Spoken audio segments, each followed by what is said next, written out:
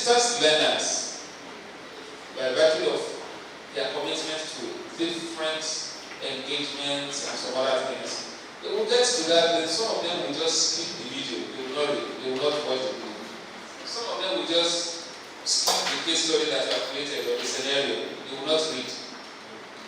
But when they get to the assessments, one thing you can do is to ask a question about the video. Does it make any sense to us? The student must have skipped the video, no problem. Must have skipped the scenario, fine. When you want to do the assessment, the quiz, you now say, based on the video you just watched. So if you have not watched the video, go back there and watch it.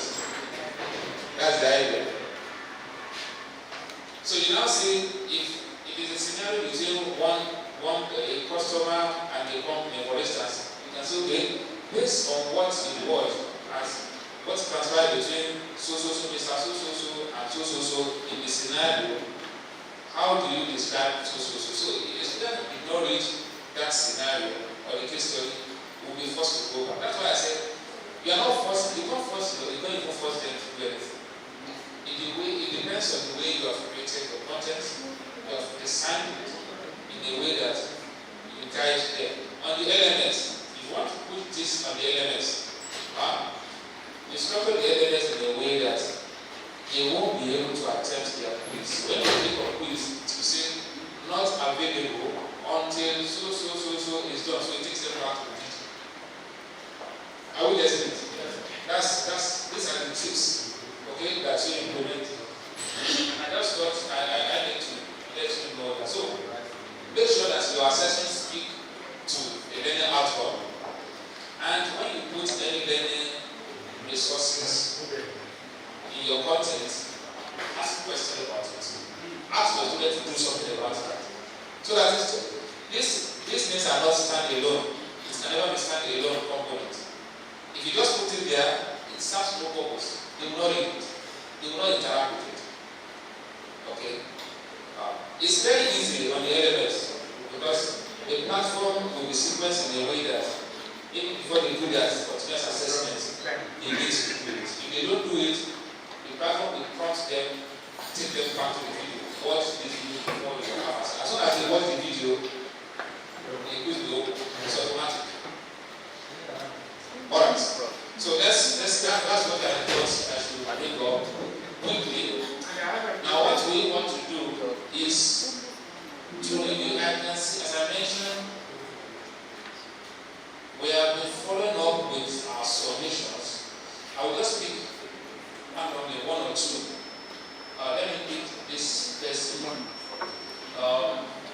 Professor Ayoko Olutu. Are you here? Oh, fine. Thank you.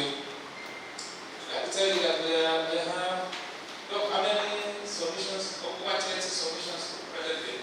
And that is just highly commendable. But we expect everybody, all this 61, 57, we need everybody to have their submissions there. But at least for now we have over 70%, which is a very good number. So we'll just pick one or two and do the review, then I'll hand over to my colleague for the next session. Now, let's look at this. Let's just review. What do you say about this? What do you say about this? The modules, the units, and the learning outcomes. Those are the things we are looking at. The modules, the units, and the learning. If you had course objectives, fine. But we can't penalize him for not having course objective, isn't it? We said the modules, the units, and make one unit and put learning outcomes there, isn't it? So we can, let's review this. What do we have to say about this? Because he has learning outcomes. You can see. Let's start from here. Does this look like nice? Okay, look.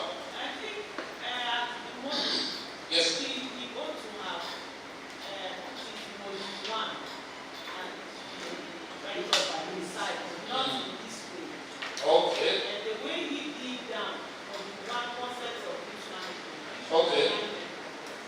Okay. Okay, I think what Doc mentioned now is a good observation.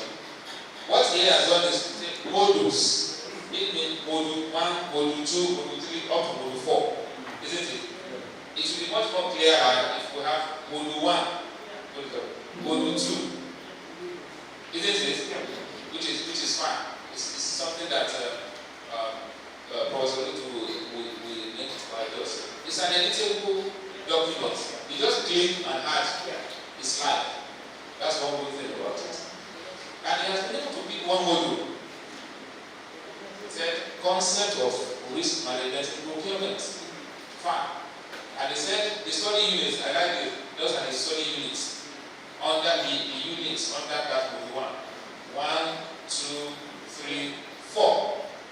That means you must have been able to derive 4 module objectives from where these 4 units came from. Isn't it?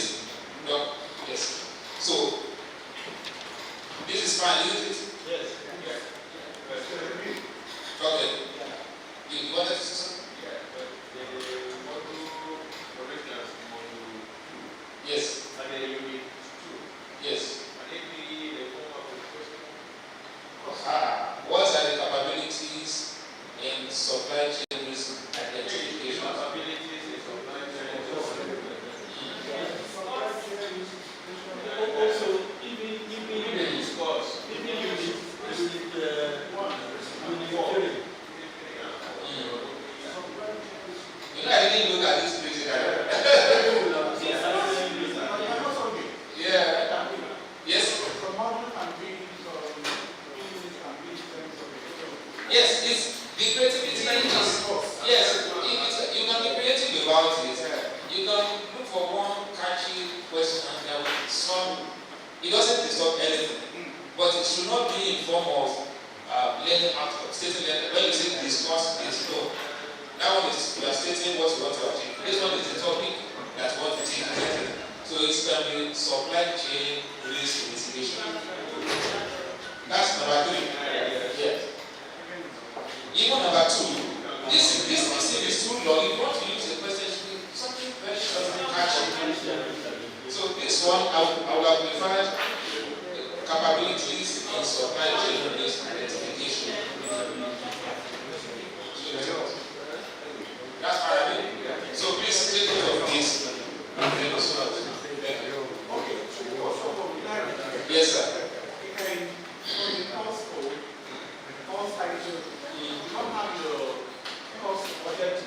Yeah.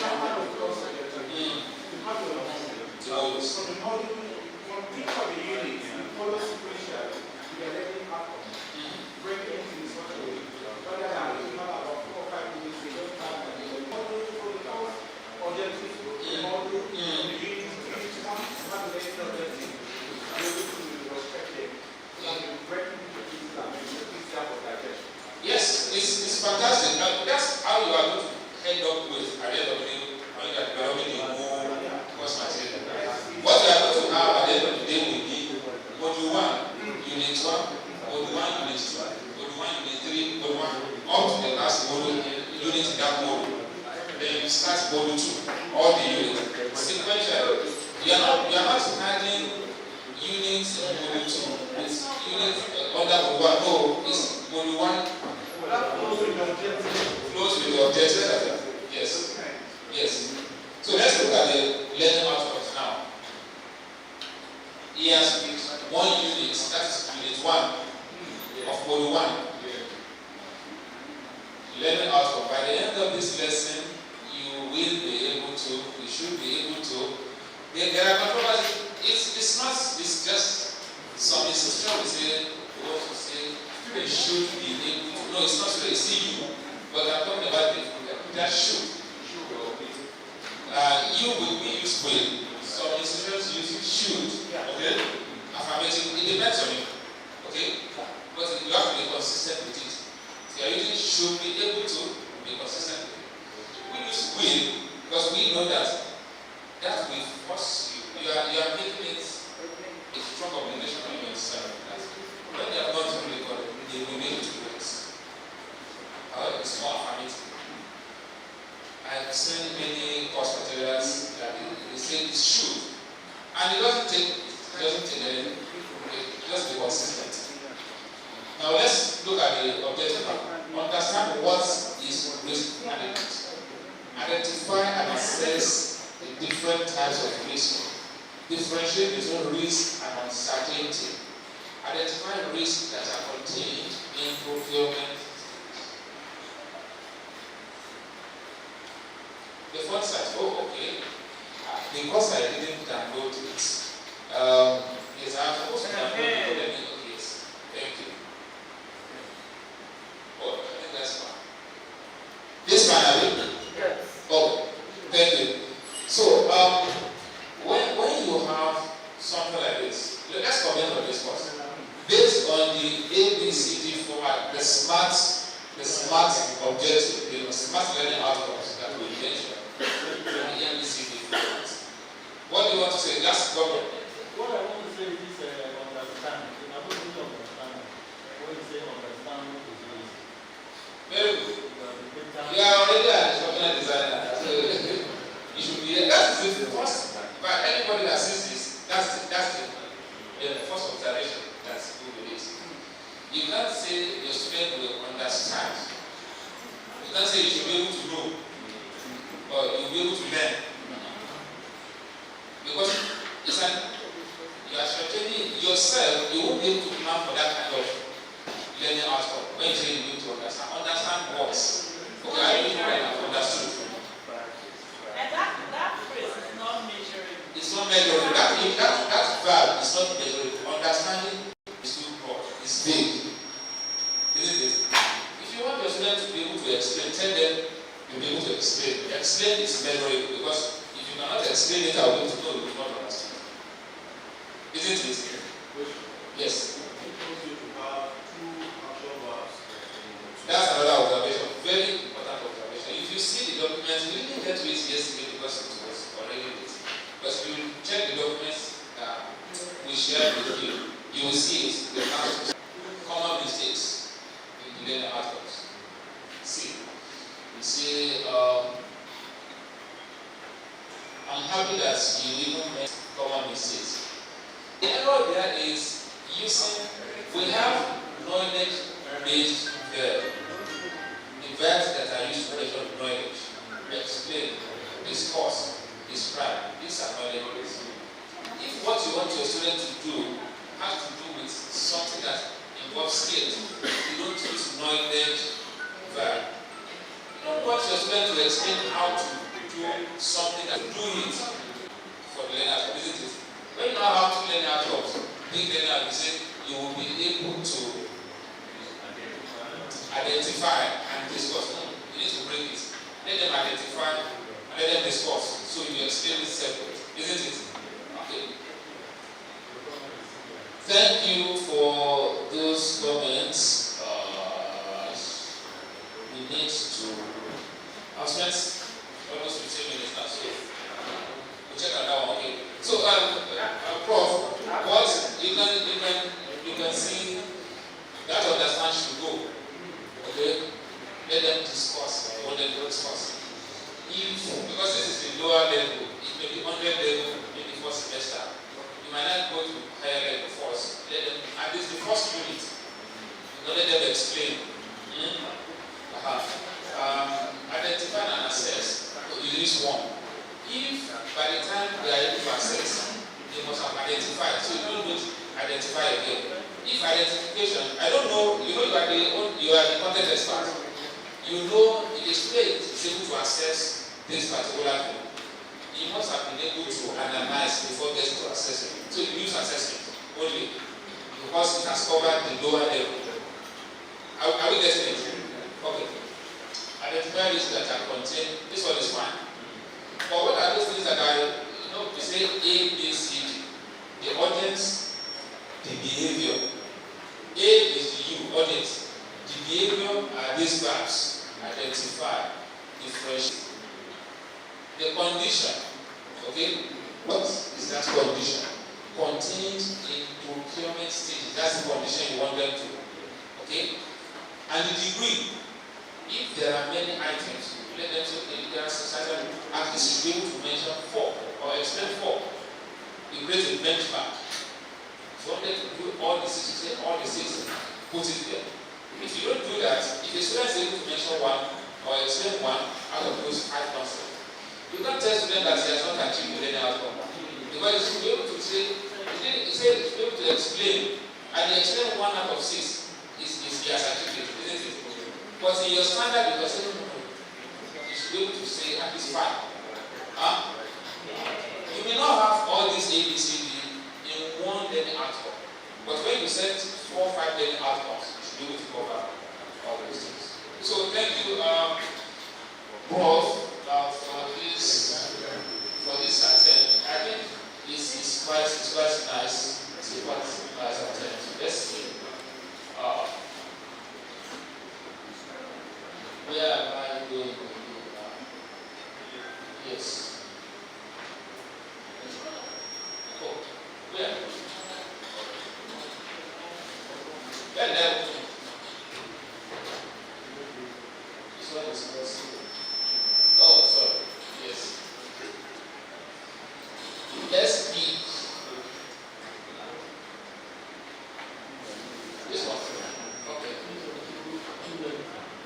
Oh, okay. Let's see. This is the last one I'm going to review. So, let's see. The first code is there. The first statue is there. In fact, he even did the course objective. Okay? Which is nice. And you can see what I like about the course objective. He used a higher level more. Okay? Classify, differentiate, calculate, apply, yes, evaluate, compute. These are the at that level of course objective, you use higher order before you get to. And you use, okay, it's only the last one that he needs to replace.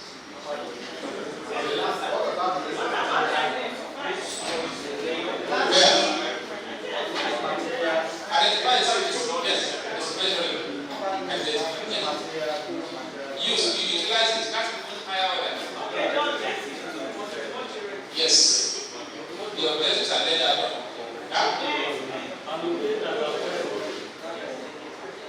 Sir? That one you stay with one. When you allocate, is it not the same thing? Yes, sir. The 2 level for a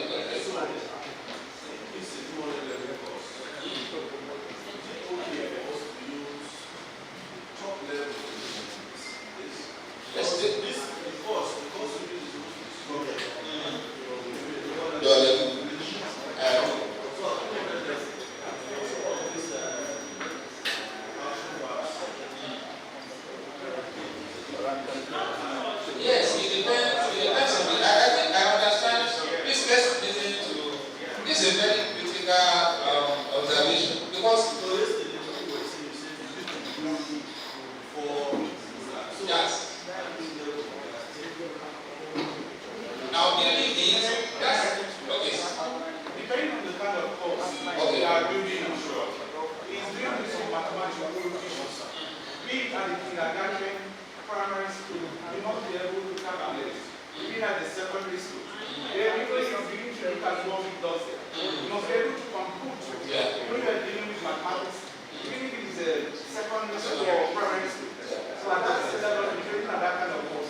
I think we should be able to follow this argument entitled Introduction to Cost Accounting. So it means there must be some courses at higher level. Now, I think what we should take notes, the main takeaway here will be that it depends on the content, and that's why you are the content expert writing this. It depends on the content you are writing on, and what you know because of your expertise, that you know, oh, this will be within the level of the students I want to teach.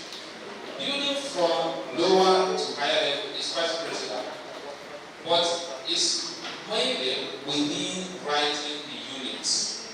Okay? When you are writing the units, okay, we want to prepare Module 1, Unit 1 for this course. You don't start from Unit 1, Module 1, and begin to say this to be able to create. Are we getting it? Yes. At that level, you start with let them explain, describe, blah, blah. When you now get to Module 2 of that same course, because as Prof mentioned, in so many courses, regardless of the level, there are skills that you need to acquire to some level. Even the calculation, to some extent, you should be able to do it. Now, the higher level of calculation will now be pushed to. So the calculate there is not there at the higher level, but you should be able to do it. So it depends on the content you are working on, and that's why you are the content experts working on it. Thank you. Let's quickly look at this. The course modules. Module 1, the unit, I like this. Module 2, the units. Module 3. Oh, is it my network? I think it's my network. I mean, it's not like this. I mean. It's the network. I can't download it. And it's I want to see. I'm supposed to review this. Is the person here? Yeah, but I have Are you the one? just a comment on that. Oh, I was asking for this person. Yes, Yeah. I'm here. Who is there? Oh, okay. Okay, let's use the other laptop. Yes, Prof, your comment, sir. Yes. As part of the review. Yes, Prof. Yeah, as part of the review. Yes, sir. And relating it to the question. Yes, sir. When we went to object unit for other modules. Yes, sir. The question says, we identify modules, choose module 1 and look at the unit. Yeah. So when I'm looking at this review, whether it is aligning or restricting to the question that we're given, or just looking at the whole content. Yes, Another aspect is that the last point that we were asked to do as well was choose module 1 and then the unit that we will discuss. Yes. We will handle. So if we are having all these details, by the time we are looking at the question vis-a-vis the responses, I hope we have to also reconcile that. Yes. I think I Then agree. another point I want to raise is that from the discussion we had yesterday, Yes, sir. the learning objectives will also determine the number of modules that we have. Yes. Because we are taking it from the objectives. Yes. So The course objectives. yes. Yes. And it is from these course modules that we have the number of units. Yes. Yeah, by the time you have as many course objectives as indicated here, Yeah. you will begin to imagine the volume Yes. content of that. Yes. Thank you. Yes. I totally agree with it. That's another strategic point. When you have, see, let's go back. It's really easy. So when you have, you can see, I mean, as Prof rightly mentioned, some of the objectives will be repetitive. You will be repeating the same thing. Allocate and when you can summarize your objectives, your course objectives, to be sizable within what you can align all your modules with, it's better. Ordinarily, your course objectives will not be voluminous like this. Ordinarily. Okay? It shouldn't be more than 5-6 objectives. Because as he mentioned, you are getting your modules from here. So you don't need to derive modules that will satisfy all these objectives. What it means is that, and ordinarily you don't have course materials that are more than 5 modules, or maximum 6. 3 units course will have maximum 6 modules or 5. units course will have 3 or 4, isn't it? 3. So you need to look into it and streamline it to the number of modules. Thank you, Prof, for that observation. That's why we are all taking this.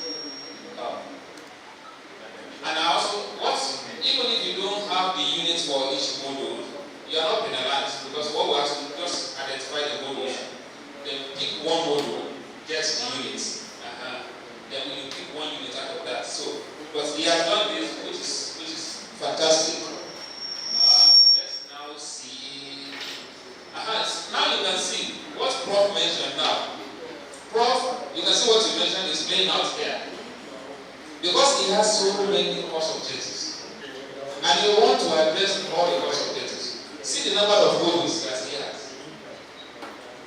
This is too much. You can't have 8 modules here. They will not even read it. See, you can see 10 modules. Because as Prof mentioned, this person was trying to cover all the objectives that he has set. So, Dr. Laka, you just streamline the objectives to something like 5, 6, so that you can have your 5 modules fit into it, and you will know that this will be a 3-unit course. Isn't it? Yes. But the question is the number of modules that you have. Yes. This is a course that is supposed to take up for like 3 months. Yeah. So I don't think it's wrong for everyone because you give them multiple by one. Yeah. Because this is course planning 3 months. Yeah. I know. You also know that your students, your students will have, for example, like 6, 7, 8, 10 courses. And you can imagine giving students this voluminous course in 10 places in the semester. You want to do it because you know why? The reason is that you are going to have a lot of learning resources and activities in the video. There are some things that is just the video that will capture the entire, isn't it? They will watch the video instead of having to read through 10 pages. A video of 5 minutes will explain everything in 10 minutes. Isn't it? So if you bombard them with, you know what we call it cognitive load, the cognitive load learning theory. If you overfeed them with information, they are not learning critical, and that is why when you are writing your content, you focus on what I mentioned. They need to know information. They might not need everything, isn't it? What they need to understand the course is what we are trying to do. Yes, sir. Yes, sir. In terms of numbering, Yes. you have to number your modules, the units, and then so learning objective using different, it's a rapid It's mostly you don't even number the modules. You just say module 1. Yeah. Module, okay, you are talking about, Yeah. yes, it's usually number 1, 2, 3. Isn't it? For the units, it's the same 1, 2. What about the learning outcome? Now the learning outcomes, in most cases, the learning outcomes, you don't even number it. Just bullet points in the learning outcomes like this. And develop topics to match all the. Yes. Yes, the way you arrange the learning outcomes, bullets, is the way you are developing the content. You get it? The first learning outcome is what you are going to develop. Yes, okay. Yes, let me address this. It is a very critical. Yes. Yes, because if you have been able to develop your content in line with the way you set your learning outcome, you don't have any problem. When you are aligning this on the LMS, it won't give you any problem. The only problem is that if you have learning outcome 1, learning outcome 2, and learning outcome 1, you develop the content. Learning outcome 2, you don't have content for it immediately after the first one, and you have been, it becomes confusing because the way you set your learning outcome is the way you structure your content. The flow is the most important thing to your students. The flow, isn't it? The flow of the learning outcomes according to the number of topics. So if you want your learning outcomes, so when you say that from 1, 2, 3, 4, then that from 1 is the first topic that we are in the content, followed by then that from 2, the topic like that. Because you have structured the derive the objective learning outcome from the modules. So it has to be, it's the flow that is the most important thing for the learning outcome, not the number. Because when you get this thing to the LMS has templates for everything. For a particular course, or for a particular topic, you create session for all the learning outcomes. And you will see on the LMS, you don't number the learning outcomes. You just put it there. And the content will be flowing page by page, according to the learning outcomes. Yes, I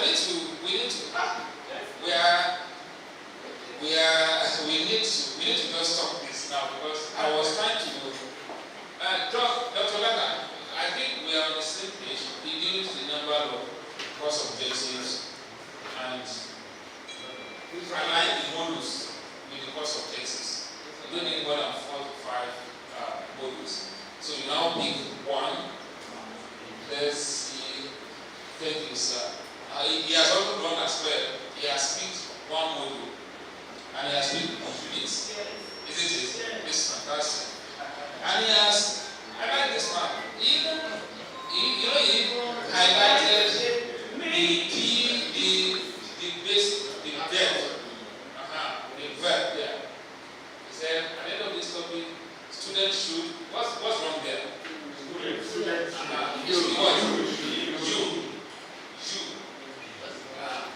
Will be able to define accounting in line with standard. Yes, I like this.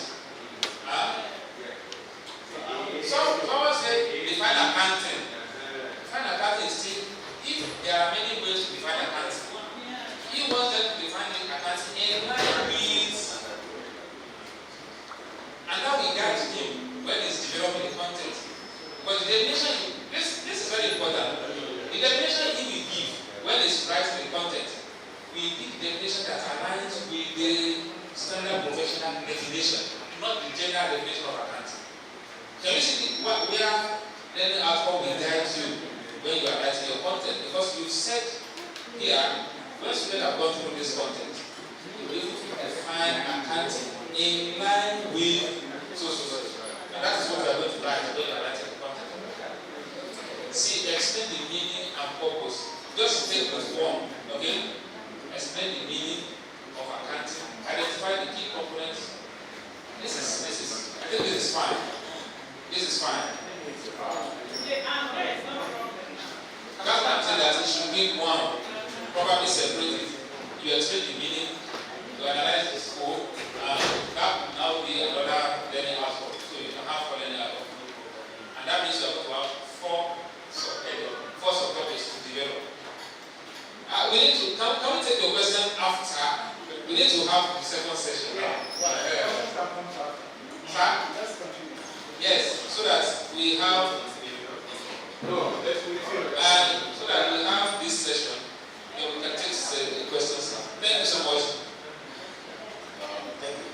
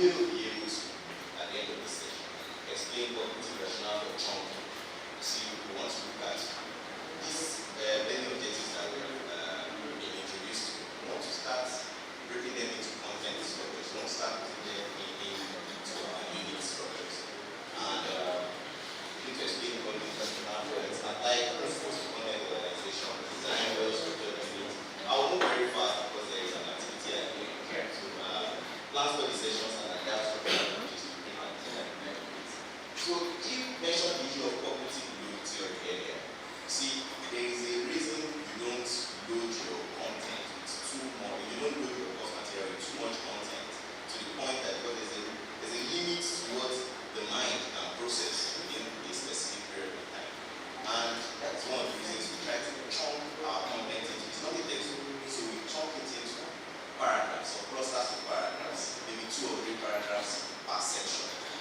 that the students don't have too much to read within a space of time. We are asked to envision a student who is traveling from his home to work and is traveling in comfortable public transport, like the kind of bus that brought us from our hotel, and he wants to take 30 minutes to get there. So he feels let me spend 25 of those 30 minutes reading a section of my course material. You understand? But the course material is not written in the way that there is a particular section you can complete within 25 minutes in order for the students to say, let me reach that. So that's why distance learning materials are always structured. I would say that when text lacks that visual structure, there is a 40% drop in comprehension. When there is no visual structure,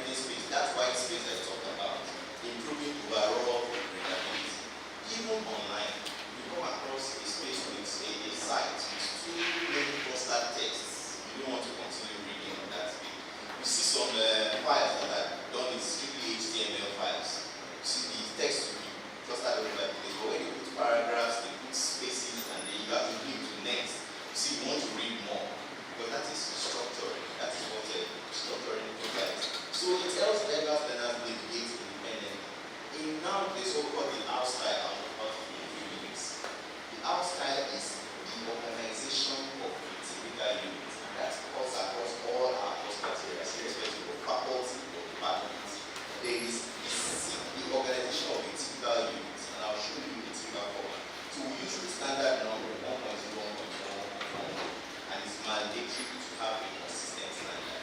That's why I said that when Dr. Bello was explaining it, JoSTUM needs to come up with a health standard. So if in your standard you want to start non-repeating Roman numerals for learning outcomes or learning objectives, course objectives, it's fine. The only thing is that when one faculty does it, all the other faculties must do it. All the other departments, so that they can be consistency across. You see, because it allows students to access the devices that the resources easily. So this is what a typical ODL course material looks like. Look at it. These are the 7 sections, these are the 7 parts that we have. So start with an introduction, learning outcomes, the main content. Now the introduction, welcome to learners. Dr. Amos will be telling us more about this. Learning outcomes, which we just had a very extended discussion about. And then the main content. The main content is the chunk of what you want to teach. But you see, you don't just take the main content and drop it down like that. You have to organize it into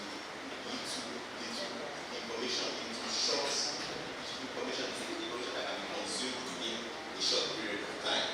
And then of course there's the conclusion, then there's the summary. You understand? You are wondering why there's a conclusion and summary, and then there's the end of the unit assignment, the references and bibliography. So then all these serve a purpose. We know what they are when we see them. But why are we insisting that all these things need to be labeled in a typical learning, self-learning material units, so that the student can know where to go to and pick to this thing? Let me go straight to it. Because some students, this is the way they think, after they have studied for some time, they open the unit and say, they don't read the introduction first. What do they read first? Learning outcomes. That's what, when you open the page, because the learning outcome is clearly labeled. What is it they even want me to learn in this place? What am I going to learn as a result of this? So if you have seen the learning outcomes and you think, I know most of these things, what's the next place they go? You understand? They just go there. But if those things are not clearly labeled, how do they indicate all this? You understand? So that's the essence of labeling words. And we are going to do this to those units that we are creating as part of this exercise. All these things that we have talked about, all those introduction, learning outcomes, main contents, those labelings are called what we call access devices. They guide learners through the material. Whether the content list, you open, you see the content pages and access device, it just tells the student. I know it's something we are so used to, and as professionals, we just say, why are you calling this special name?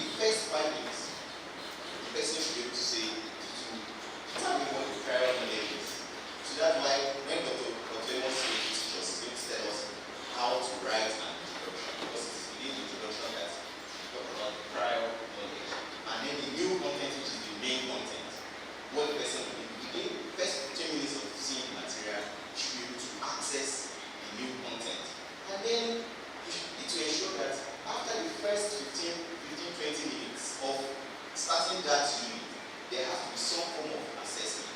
Because if the person is just reading and reading and reading and reading, it becomes boring. When it comes across some kind of a reflective exercise and assessment, like we were doing yesterday, after a few slides, we ask ourselves some questions. What does it do? It makes the interaction engaging, isn't it? And now replicates this in a course material situation. And at every point in time, when the person is about to conclude the reading of that particular unit, there must be some form of summary. But the details of this will be broken down in the next section. So the first thing they look at this is what we'll now be looking at in this particular section. That's an imaginary, supposing now we don't have a course in procurement, I must tell you. But supposing we are imagining that, supposing we will have a course in procurement, I will create a unit. This is what it will be. And this is the section 3.0 that I want you to look at, which is the main content. This is what this is all about. It's all about chunking. Look at what the author of this has done. It says 3.1. Suppose we have overview of procurement planning. That is the units that person is. The unit is unit 3. Public procurement planning and methods. So now here in 3.1 we have overview of procurement planning. Yes, overview of procurement planning involves a whole lot of things. Now broken down further to needs assessment involving procurement. I think someone mentioned that yesterday. And then developing an annual procurement plan as possible subsections under overview. So he has broken this main content further down into another one, procurement methods. How many procurement methods do they identify? They identify 3. And each of them is a subsection. Now, they don't need to be very voluminous. We say it should be just 1 or 2 paragraphs. But in fact, they are so systematically structured, makes it easy. So that when I go to open competitive bidding, when I'm reading open competitive bidding, I am reading that particular specific one, something that is easy to understand within a very short period of time. So, take a look at how many sections does this author have in this course material? This unit. How many sections are there? 7. Sorry? How many sections is in the main content? How many sections? 3. And how many subsections are there? 5. There are presently 5. So can you help this person to create just one subsection under 3.3? What if you were to assist this author? What would be one subsection that you would create under 3.3?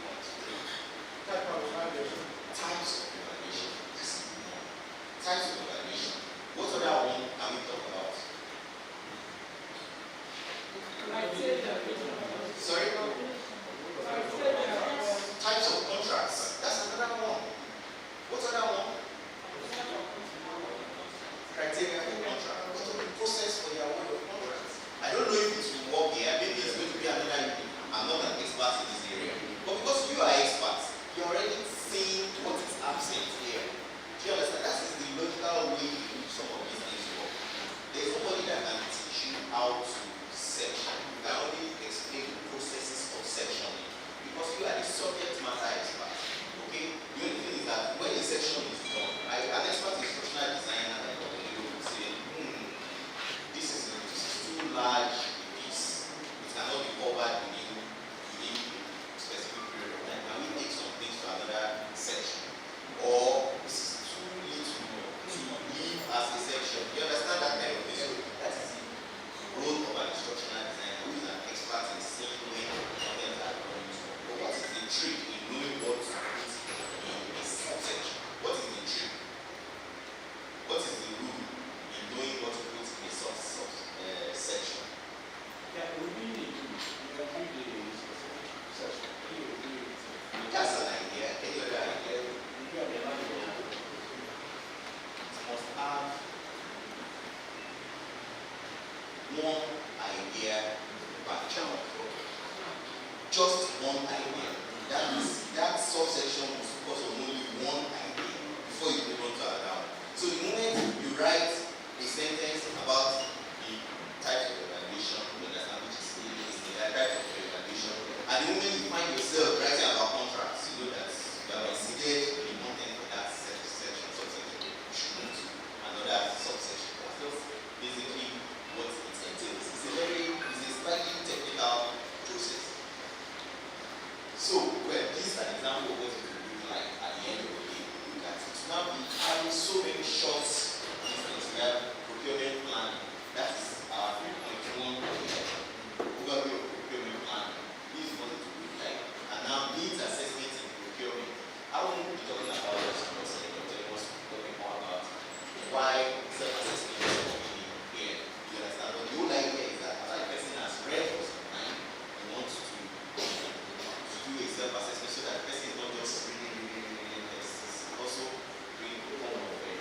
perfection.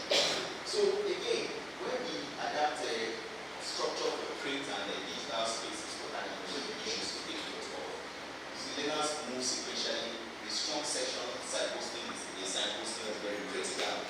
White space more there as again, when you look at the synopsis that was shared with us, I saw that a bit of the materials were clustered in places in one of them.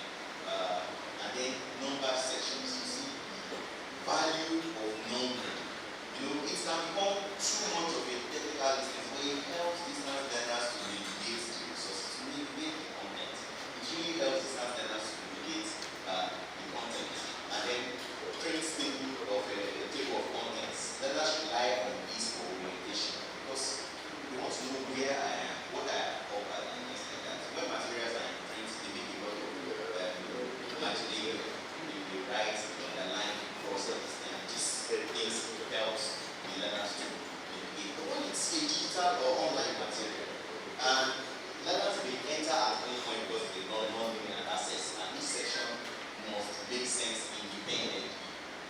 So that if I am reading developing the annual procurement plan, when I read developing the annual procurement plan 3.12, I can understand it without needing to start from overview of procurement planning at the top. You understand? So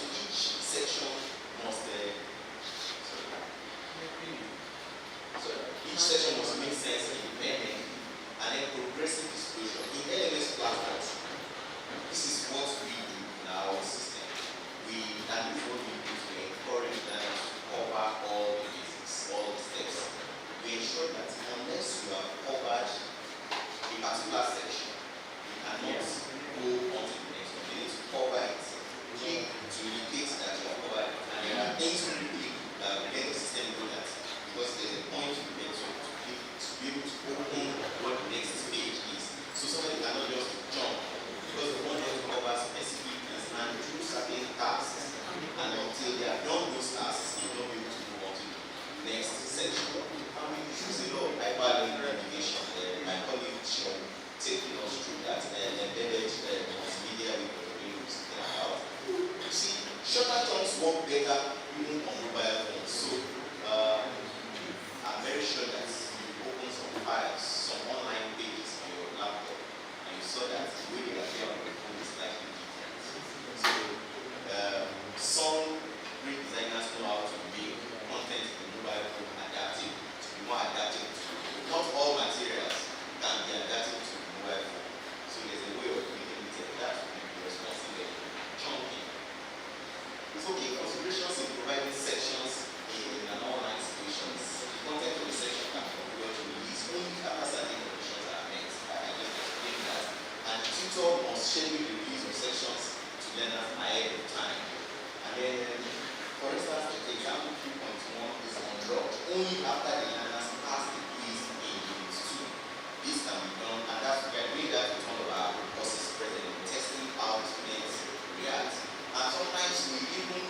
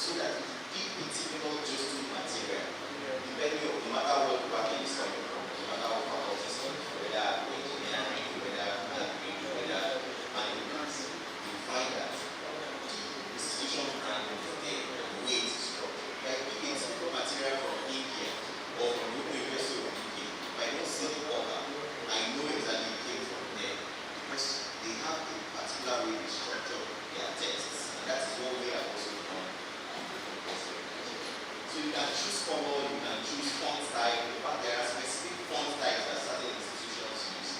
The University of Southern Queensland in Australia uses a particular font that is quite large.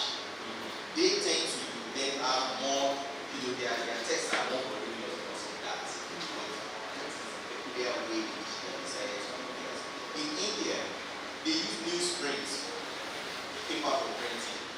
Newsprint. We use the standard white paper now, but in India they use newsprint. And they said because it's very economical for them, they have lots of people in their country, but it's economical for them. So they use newsprint. The one they use to print newspaper, that's what they use to print like material.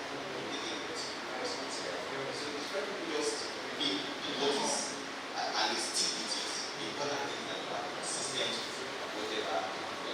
So what can be taken away from here is that chunking is not optional. Chunking is an integral part of our units today. And then we need one idea per section. And then the medium shapes the structure, whether it's print or digital space, whichever one we decide to use. The medium will determine how the structure the sections and subsections. The structure guides the learners. It allows the learner to navigate the content more easily. So, well-structured content is not just content, it's also routine. We'll get to find out, based on what we've been doing since yesterday, in that particular unit we're discussing. Still on that unit now, this is what I want us to do. In the next 10 or 15 minutes, I think we are still about 15 minutes for this. Let us go to that unit that we have created. So the next thing is to use that template 1.0. Remember 1.0. What is 1? Introduction. What is 2? Learning outcomes. What did Dr. Bello ask us to create? Learning outcomes. So when you create that, just create that list. The course at the top, the units at the top, and then give the number 1.0, 2.0, introduction, learning outcomes. The learning outcomes we have created, copy it and bring it under learning outcomes. Okay? Then 3.0, main content. Okay? Now look at each of the learning outcomes. Remember what is going to happen to your learning outcomes. You are going to look at, we're going to try and create what? Sections from it.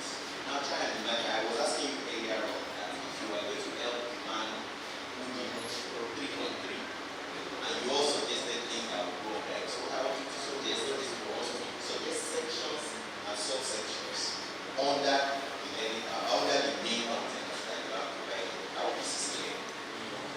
So is it clear? So yes. That same material that we have been using online, that's about go to that book. So the next page, the first thing we need to do is to track the full unit structure of 1.0 through references. This presentation has been uploaded to the platform so that you can see. And the sample template has also been uploaded to the platform, so if you want to just upload it and adapt it. But put it in that our Google Doc, that's one that carries your name. You understand? So we want to create that unit, we want to track the full unit structure. Then under section 2.0, I told you I have developed learning outcomes earlier. Okay, so just take the learning outcomes and bring it under 2.0. Then under 3.0, identify 2 main sections with 2 subsections each, which will be the jumps. So I want you to take the next 2 minutes to identify that. If you are not writing stories there, they're just listing the topics, just as this author has done here. This is the product we need. We are not putting anything on there, just give us the topics for each. Okay? The content that will go under it is between Dr. Amos and the iconic, they will guide us through what we go, how to get our content to go under it, how to write. Does that make any sense? The time starts now. It's trying to make sense. Sorry? Sorry? It makes sense, but it's trying to make sense. You mean the question? Go back to that slide. No, it's in your WhatsApp. Just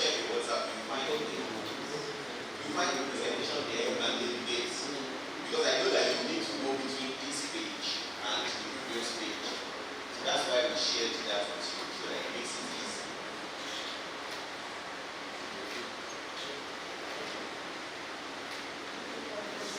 What time is it?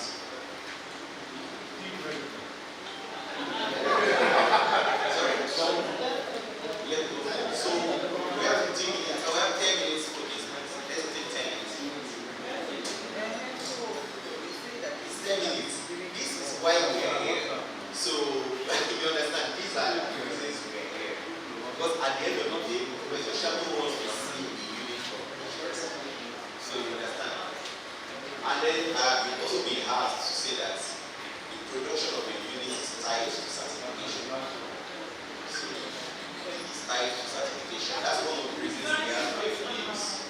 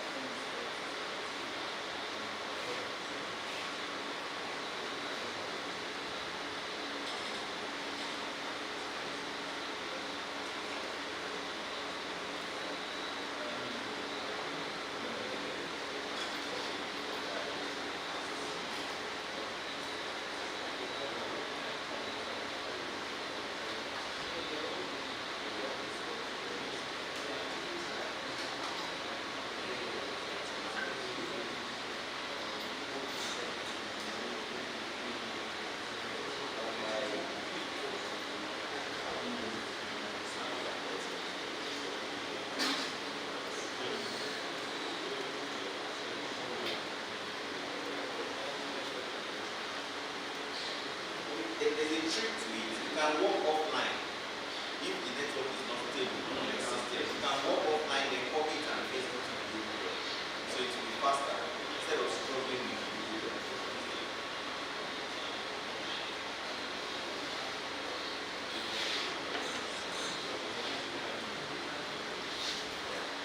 We'll do this for the next 5 minutes, then we can go for pictures. We'll take it. Then we will now come back and have our exercise.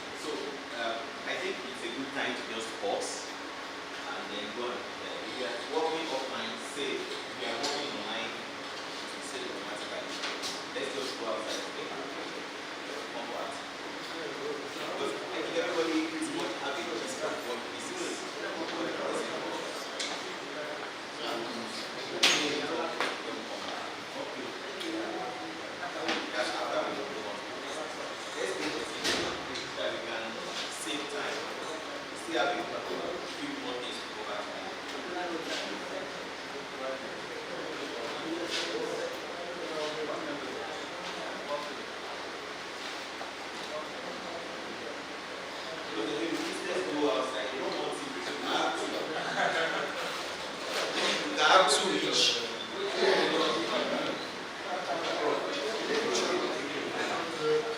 All right, group photograph outside that area.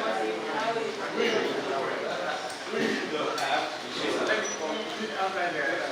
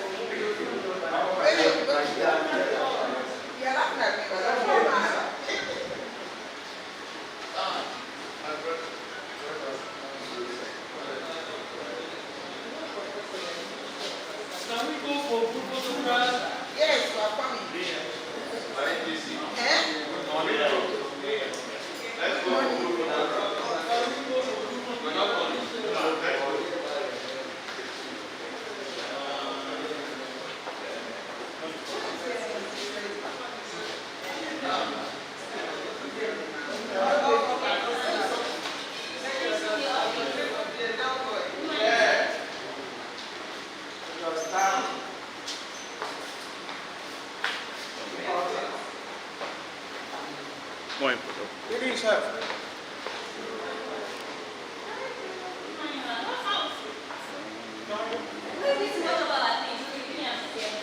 This is my pen.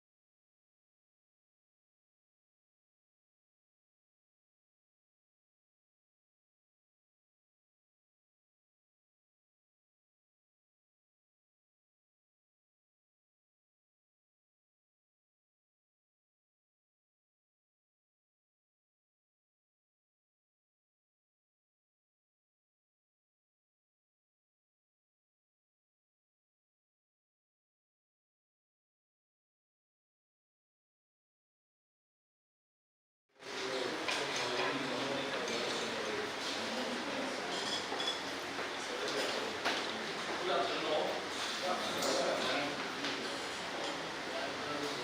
Some are still on the breakfast, but we will just make progress since we are on the time.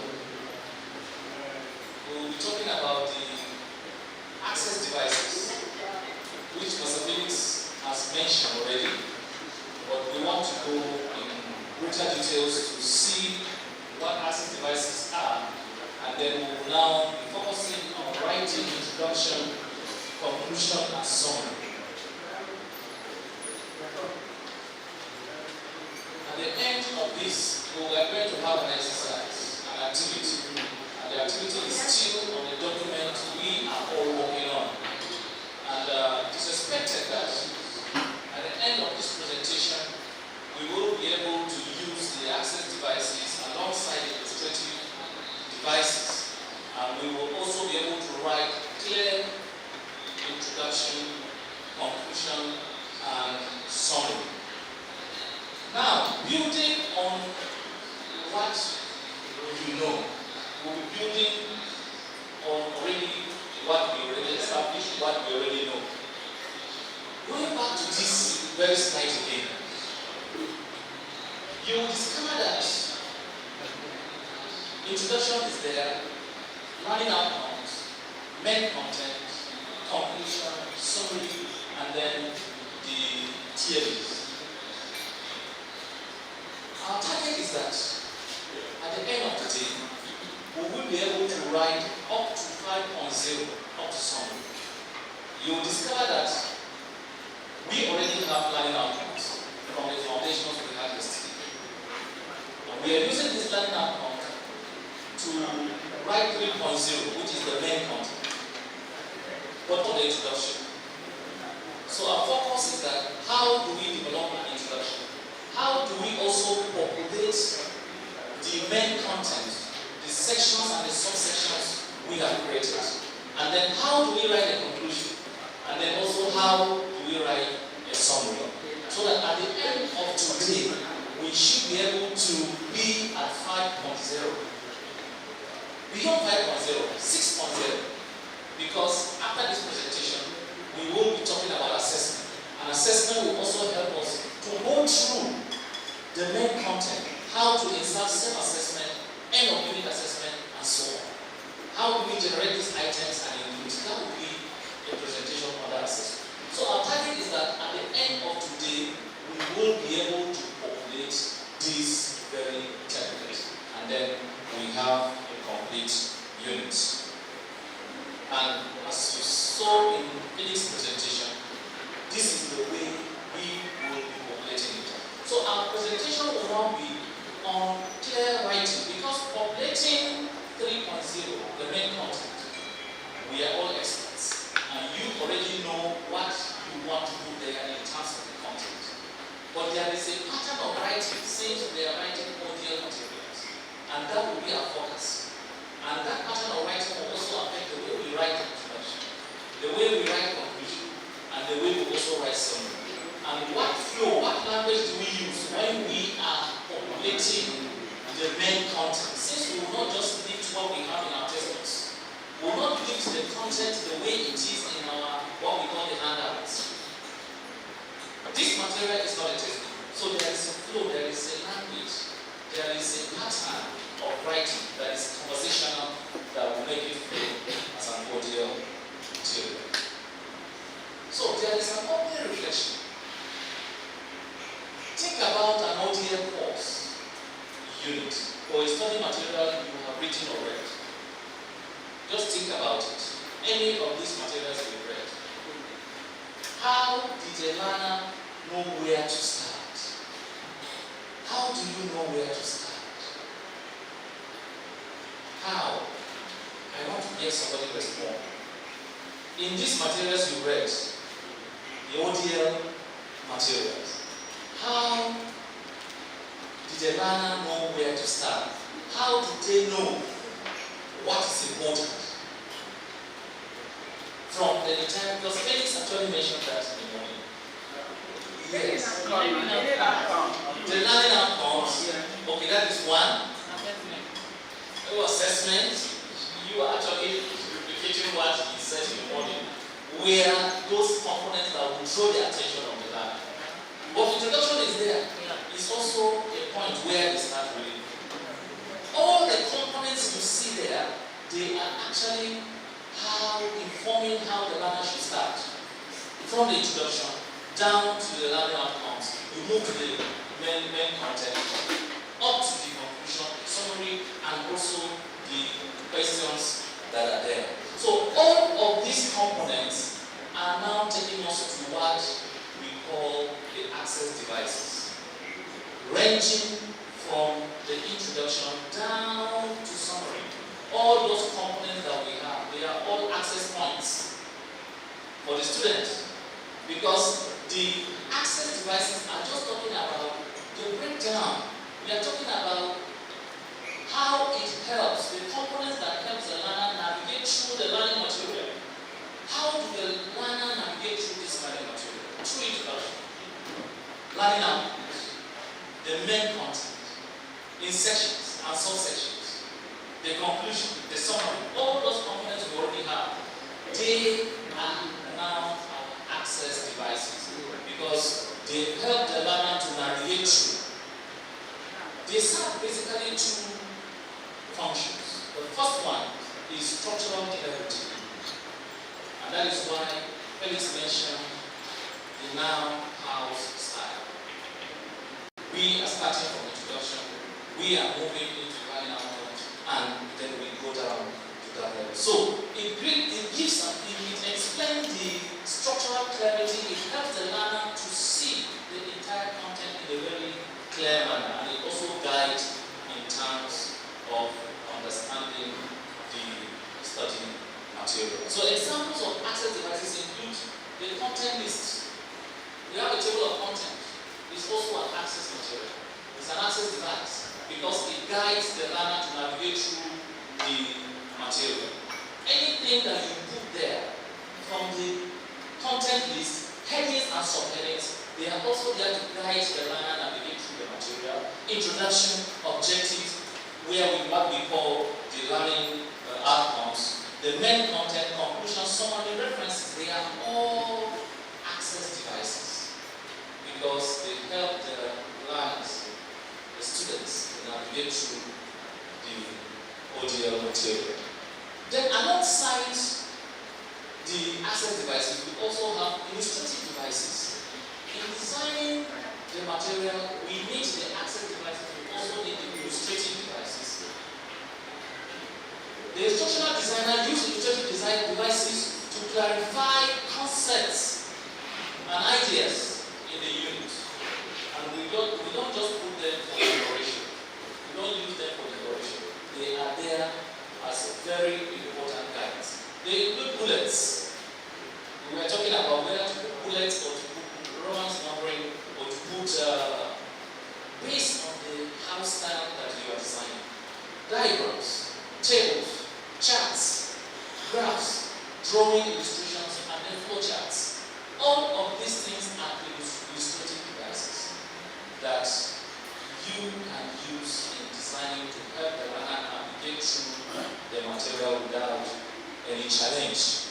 So they serve the purpose of when we have a content that is too abstract, then you can now think of bringing a diagram, bringing a table, bringing a chart in order to explain, to draw, bring home the idea. You try the idea so that the reader will be able to be comfortable. When we also have a content that is too complex, you make use of these illustrative devices. When you also have multiple ideas, you want to make some comparison. You have multiple ideas, then you cannot present these multiple ideas probably in a chart. And at a glance, the learner will be able to go through this chart and then see these multiple ideas that you are presenting at a glance. So why access devices matters in ODL? Why do they matter? They reduce confusion. Because the teacher is not there when the student will be using these materials. So it must be simple enough for the learner to navigate without any confusion. devices are put there in order to reduce confusion, to reduce cognitive overload. You don't overload the learner with too much. You see what we did before the tea break. The main content. The breaking into sections and subsections. The essence is that we want to reduce cognitive overload. So that what you are giving them, the chunking, is really very important because you reduce these components into smaller units for the consumption of the learner. It supports self-paced learning. Learners study independently. There is no teacher there. So because of that, we need access devices to guide, improve diverse learners, improve comprehension and retention. You see, since the teacher is not there, most of our face-to-face students, they always retain some of the things we say because they remember the classroom interaction. But in the audio setting, it's only the material that is there with them. So it is these access devices that will help them because of the little components that they read. It helps them to retain what they have studied, and then also the purpose of exams, and then enhancing completion rate. One of the major challenges of the ODL program is the attrition rate. Most students might not be active, and some will leave the program. But when the access devices are used very well in the design of these materials, it helps in the completion rate of the learners. So principles of clear writing. We want to see what are those things we need to take note. These are things you are already familiar with, but we just want to draw your attention to them when you are designing from the introduction down to the summary. It's just a pattern of writing audio materials. Those things we need to take note when we are doing that. Judge Horace says that clear writing is the foundation of effective audio. Simplicity is not a reduction of knowledge but a demonstration of mastery. So for you to simplify what you have, the essence of that simplification is that you are not there with the learner. You want them to read and appreciate it even when you're not there. So your ability to simplify demonstrates mastery of knowledge. Albert Einstein also said, if you can't explain it simply, you don't understand it well enough. So we must be able to calm down. We must be able to explain. If you are there in the face-to-face class, you can speak all the jargons, you can speak all the vocabulary. Probably some of the students will ask questions. Prof, what do you mean by this? Then you will now explain. But in the audio materials, you are not there to answer some of these questions. So it's important that we write using simple terminologies so that it will be able to flow. Students will read and understand even when the teacher is not there. So we'll consider a few principles. Just I will run through them very fast. So use simple and direct language. Avoid jargons unless necessary. And when it becomes necessary and you're using the jargons, make sure that you define terminologies. Technical terminologies should be defined. These are examples. Pedagogical scaffolding facilitates learners' autonomy. We are simply talking about step-by-step guidance to help learners become independent. So why not make it simple instead of using all these high-sounding words? We will discuss that probably when we come to assessment. We do a lot of that in assessment. Yes, you are dealing with just new learners who are coming into the university, but you are using high-sounding words to confuse them. Yes, we were discussing with a lecturer and he was going to class in a conventional university. He was going to class. He said, "A dog, just give me some few minutes. Let me go and confuse them." Yes, because he wants to go and be using big grammar, big terminologies just to confuse the class. But we don't have that luxury in the audio explain some of these details. Write in short sentences and paragraphs. The sentences should be short. When I joined National University, I developed a content. It was Dr. Bello that looked at that content. He said, you make use of too many sentences that are long. They are too long. Complex sentences. Make use of simple sentences in writing ODL materials. So one idea per sentence, 3 to 5 lines per paragraph, especially digital screens, especially when you're designing digital content. Very short paragraph and then straight to the point. Long paragraph with multiple ideas. That is wrong. Break into small chunks with headings, and that is why what we did before it is critical. It's important. That this chunking that we did, breaking this main content into sections and subsections is very, very important. So in populating it, we will have to consider these principles when we are actually adding the content in these sections and subsections. So use active voice. Make content more engaging and easier to understand. There should be active voice. Instead of saying the assignment should be completed by the student, just go straight to say complete the assignment. Yes, it should be completed by the student, is correct. But go ahead, because we want to see you using active voice in your material. Complete the assignment is considered to be more appropriate. Be conversational but professional. Be conversational in writing. Speak to the learner. Let the material speak to them. You are welcome to this course. You will come across so and so and so.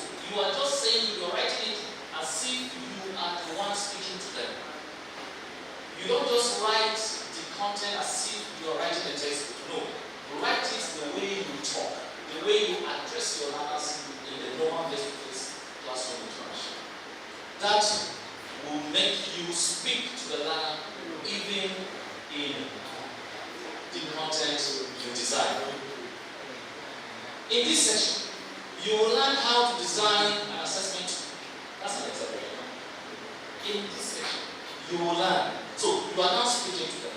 So you are at liberty to make use of these personal pronouns. I, you, we, us, and so on.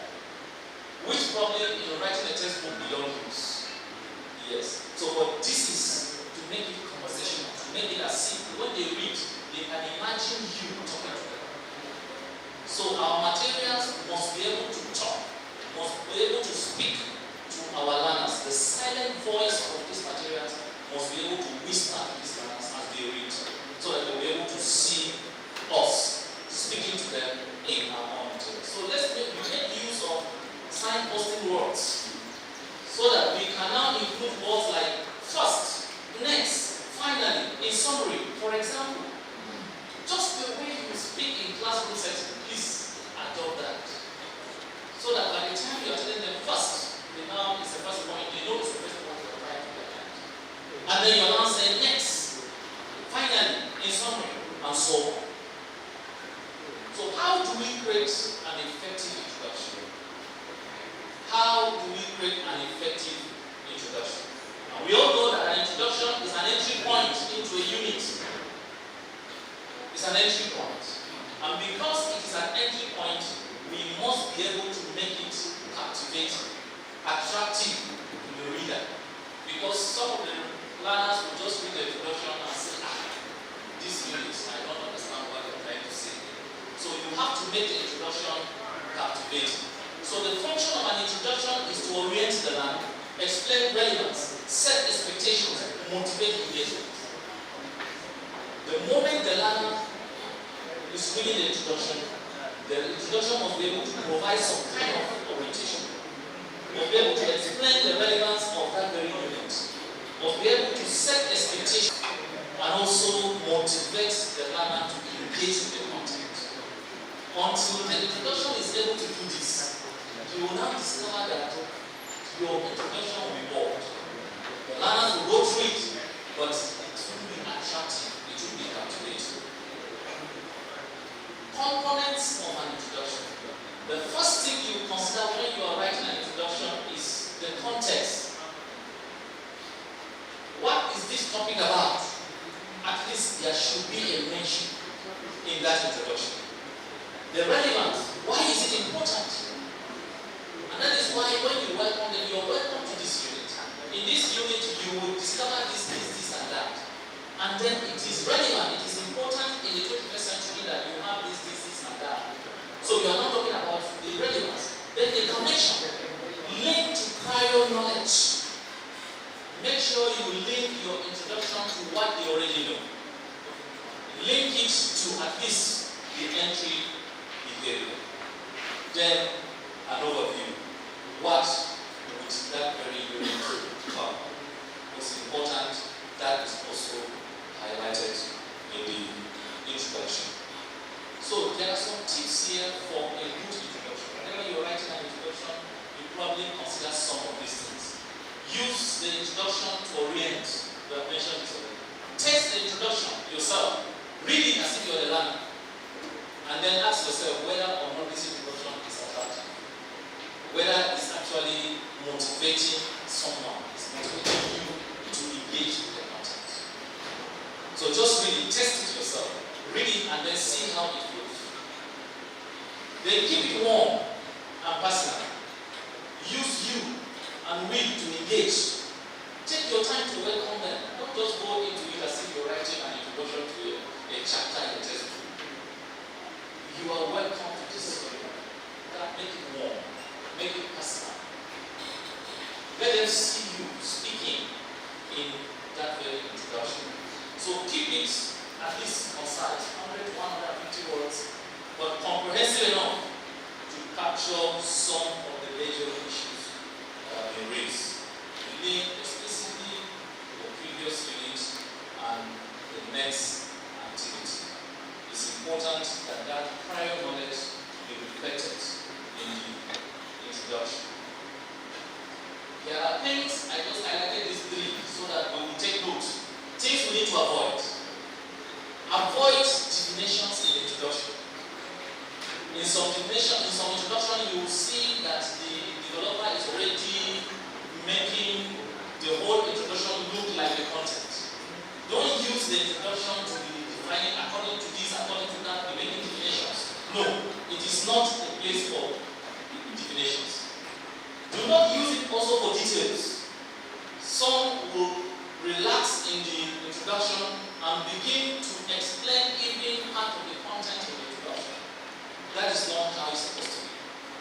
No quotations. You can't start an introduction with just an opening quotation. It might be confusing. And then you don't just go into the introduction and be saying according to. No. Yes, we don't need it in the introduction. Just make it attractive and then motivating enough to stir up engagement in the learners. This is an example of an introduction. I want you probably, we'll send this to us. You do not have the time to read. There are three of them here. The first one is so brief, but it's good enough. The second one is moderate, a bit expanded. The third one is comprehensive, but it contains all. Welcome to this, welcome to Unit 5 of the Procurement Management course. And then this unit, we will examine. You can see that it's interactive. So just read through, because at the end of this presentation, you will now develop an introduction in that very content that you are already working on. We want to have introduction. We already have learning outcomes. Then the main content will also be there. After the main content, then we will also add conclusion, summary. And then in our next presentation, we will talk about assessment so that we can incorporate assessment in all the main body of work. The self-assessment is supposed to be in the main body. And then end of unit assessment.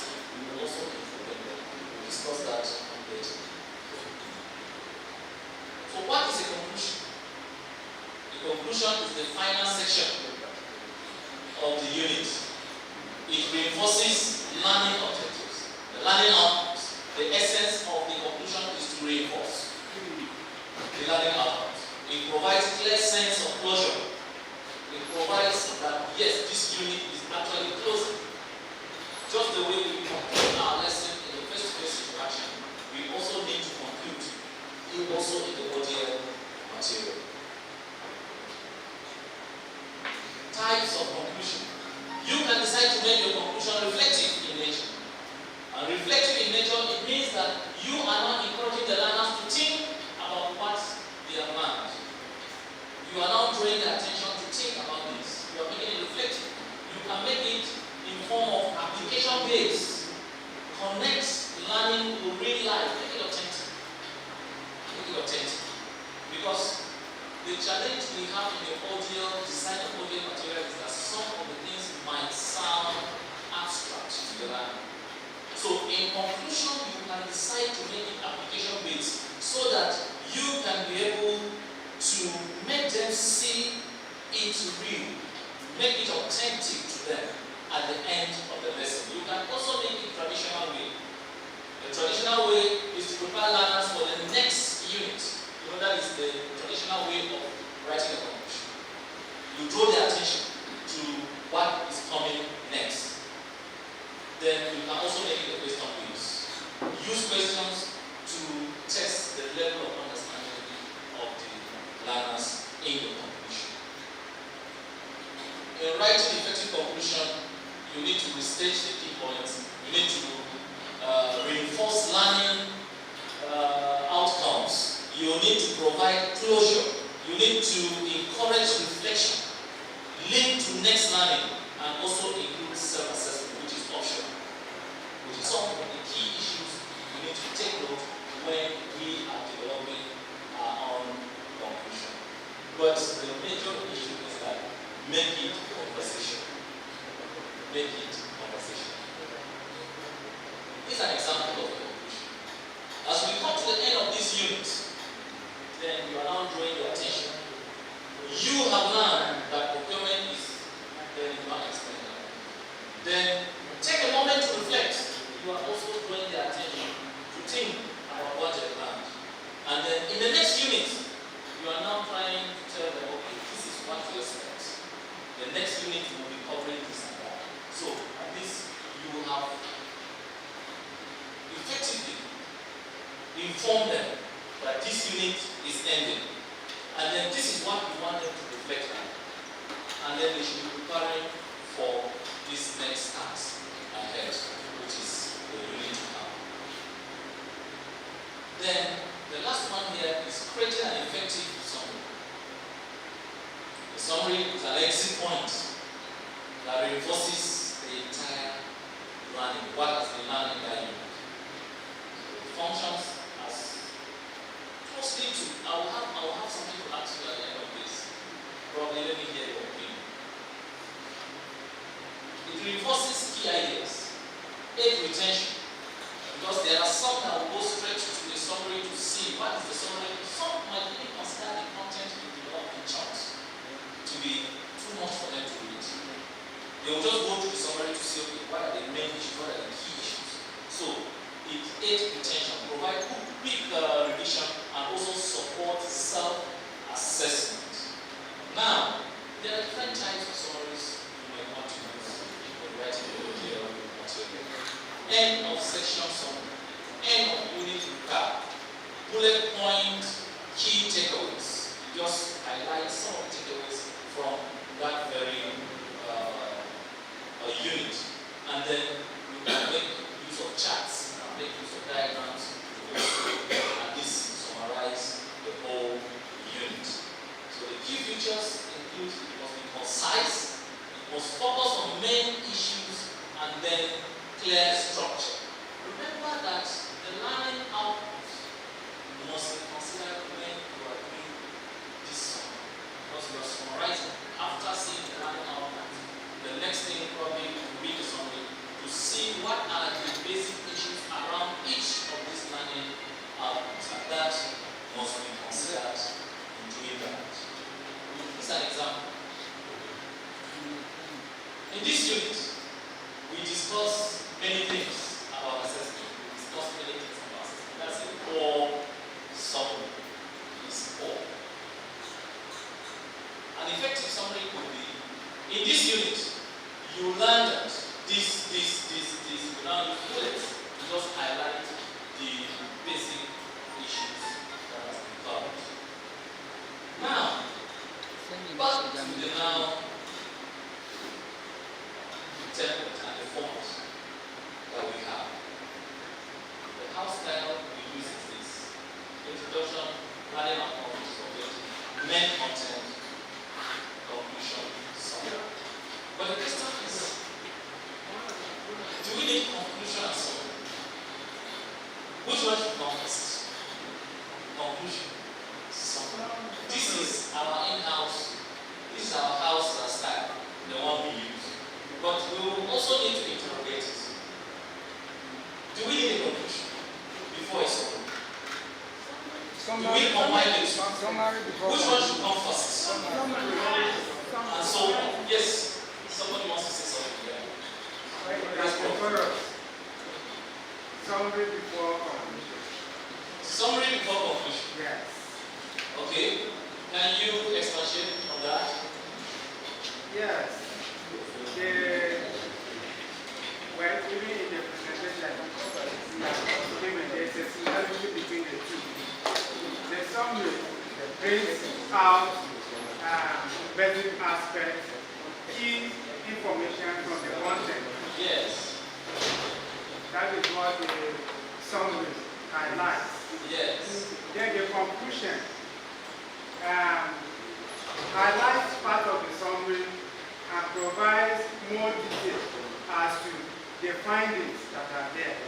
So it is like you are getting down to a close, then you are forced to emphasize certain points.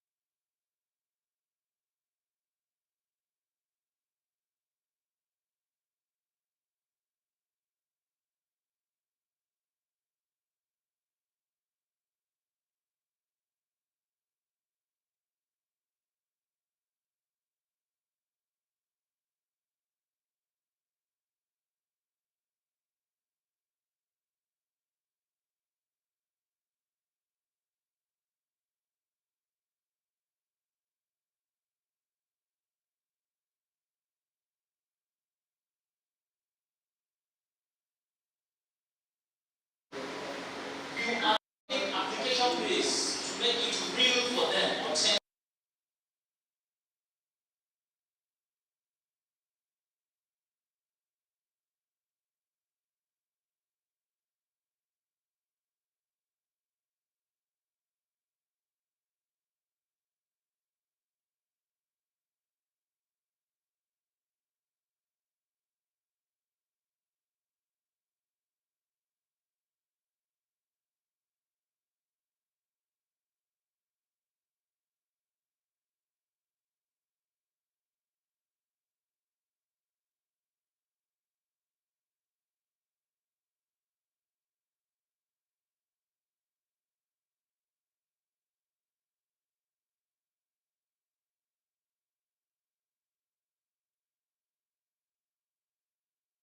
Incorporate that in the format.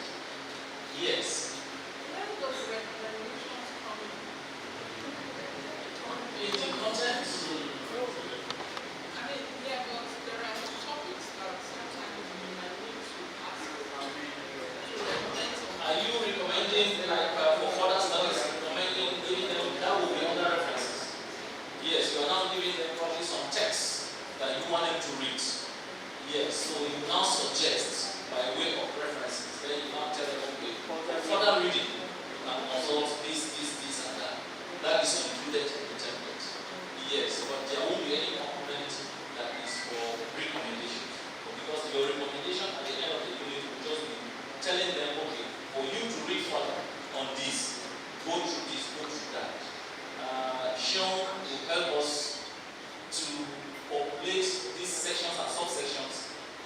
then telling us where we need to add videos, where we need pictures. He will be able to guide us where to include links, because there are certain things this recommendation is talking about.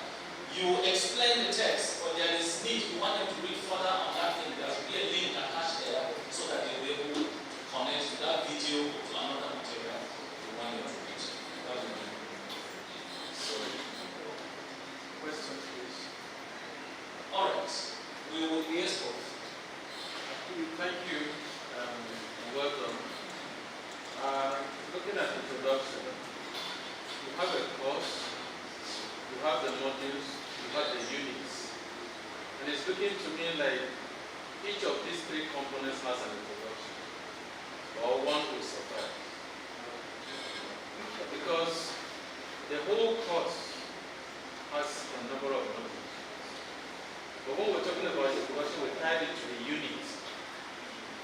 We didn't talk about the module, we didn't talk about the entire course. But I think it's also important that as you're talking about the course, before you go into the units, you should be able to know what is the expectation or what the student will learn. So I just wanted to hear your thoughts on that. Yes, you see, our emphasis has been on these units that we are designing. But what you're saying is actually right. But your mouth has been shaking. You want to say something about it? No, I was shaking my head to affirm the fact that you just mentioned critical points, which is right. Ordinarily, in your course material, there will be introduction for the rules. Yes. That would just talk about the general introduction to the module. Just one paragraph to introduce the module. Yeah. Now, what he has come to do is we are writing the units and the units. But as he mentioned, you also need to introduction to the module, each module like this, with one paragraph before you go for the unit. Yes. You see, we'll be emphasizing that unit because that is what we're working on. But you will need a general introduction of the module, general introduction of the unit, then you now go through. So we are not just, we are working on a unit, and that is why we are working on this template. So we will, yes, Prof. Thank you very much. And another one is the use of the term access devices. Yes. So when I saw access devices, the first thing that came to my mind is the physical devices. There are literally devices, we know. But since we do not want to give the learner any opportunity to be confused, is there no better term to use than access devices? It's a technical term. It's a concept that is actually used in the audio space. So it is actually called, all the components we have are called access devices. Yes. Even the bullets we use, some of the symbols we use in our presentations, they are illustrative devices. They are also devices. So it's actually a device because it helps in the navigation of the material. I agree. Yes. Very perfect. But Yes. as you were there, I am your learner now. That's Yes. the first perception I had. So when you see the term. when you see So device, So I'm asking, because if one of the things I'm taking away is to ensure my learner is not confused at any point. He has no opportunity, he or she has no opportunity to misinterpret, and that's why you told us not to use jargons. yes. But now this is a jargon in ODLC. So what do we do? Yes, I think probably in the context of your input, students will be able to appreciate it when it is technically defined. You still want to say something? No, you are all right. So please, let's take time to write a conversational introduction for that particular unit you're working on. Create an introduction, considering some of those issues we have raised. We have mentioned that these are the issues that a good introduction should have. It must carry the context, the relevance, the connection, and the overview. So design an introduction that is conversational within these very components. And using those examples that we have there, also design a conclusion and summary for that unit you're working on.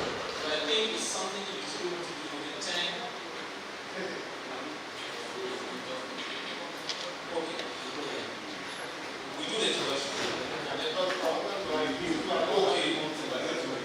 what we want to do, because we want to review some of your submissions, focus on introduction, but probably in your own time, try to add the conclusion and summary in your point of view.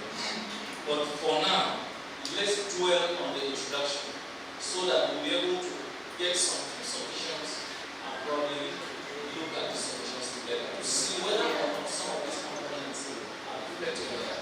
But at your own time, please do the conclusion and the summary to that same unit.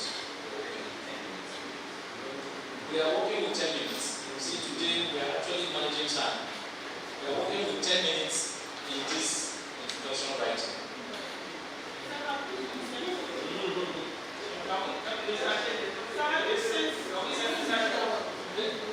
We will send it right away in the WhatsApp group so that you can access it. Thank you.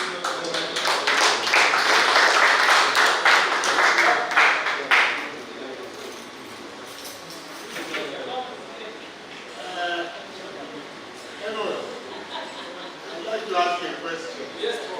And it is connected with the one that John Terry. So when I saw access devices, my mind was also working through physical devices. Yes. Now that you have heard that it's a technology is not here, I'd like to ask, is there a glossary of audio technology that is handled?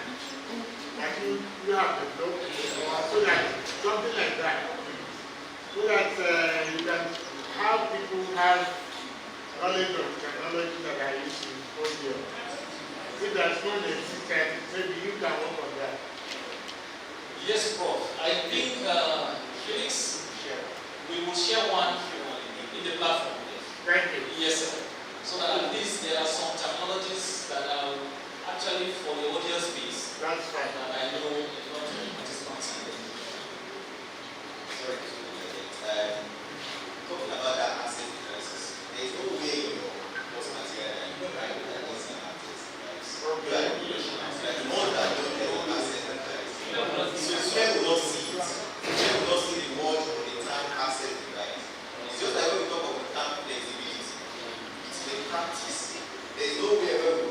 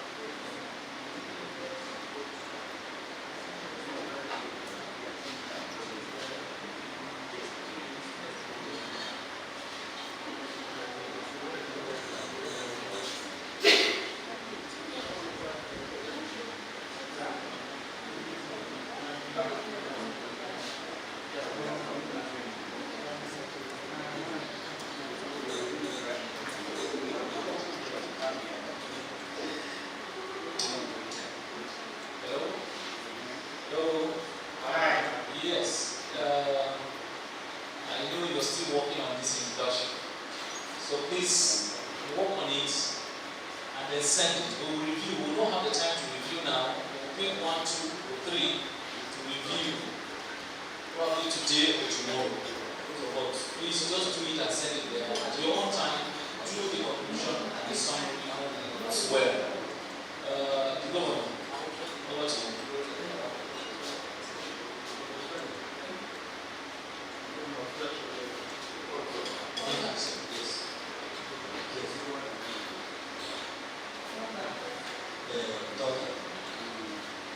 Good afternoon, senior colleagues and my friends, and junior colleagues also. Good afternoon.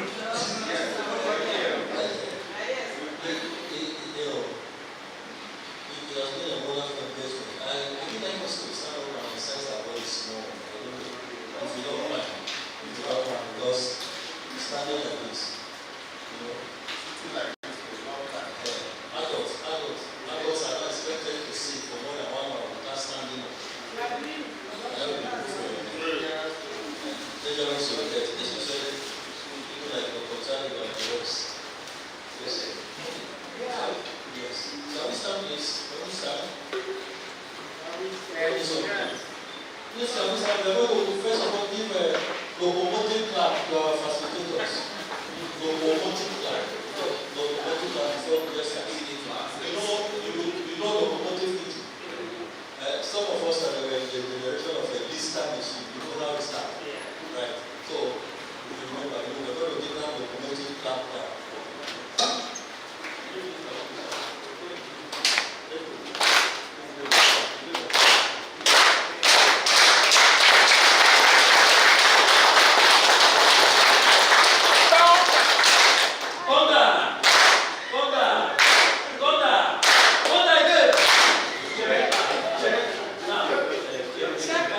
We're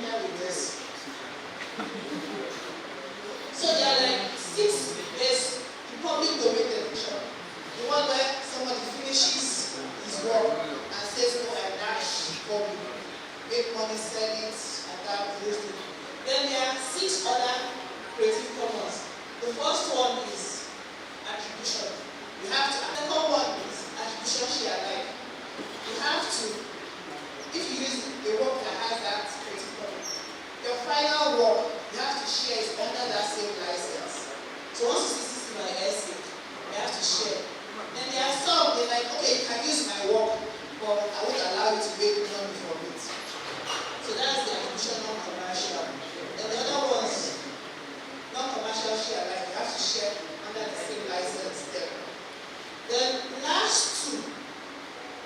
ones we normally avoid because they are like no derivatives. And it means you have to use the work as it is. If you cannot use it, that's how you are crying. So basically, when we are evaluating the license types, we normally avoid these last two, but we are very much interested in the ones that are in public works are in public domain, and the ones that are CC by SA. Those are the ones you can use. So, okay, these are some common repositories. You really don't need to have them. I'll share the slide with you. So we have the OER commons. This is what the largest OER library. Yeah? How many of you have heard of MIT Open Courseware? This was like one of the first ones that actually started. We have Creative Commons, OpenStax. Here you can get free textbooks. But when I checked, they were more of computer science, communication, physical science. So that may not be really helpful.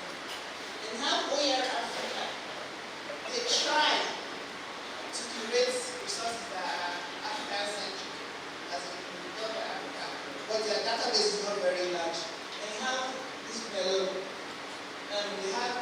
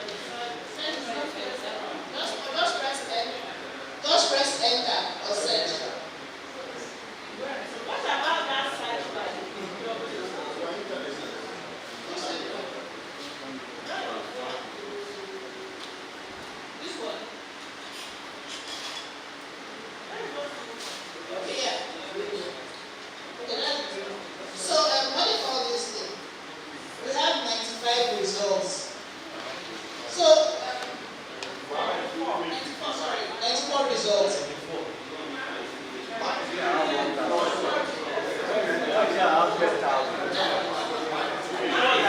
I have 10,000. Yeah, I have 10.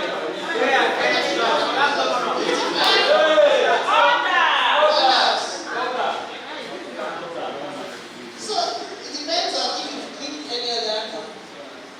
So if you can use this to reduce the what it calls it, to reduce, to make it more relevant. So if you click license types now, unrestricted use.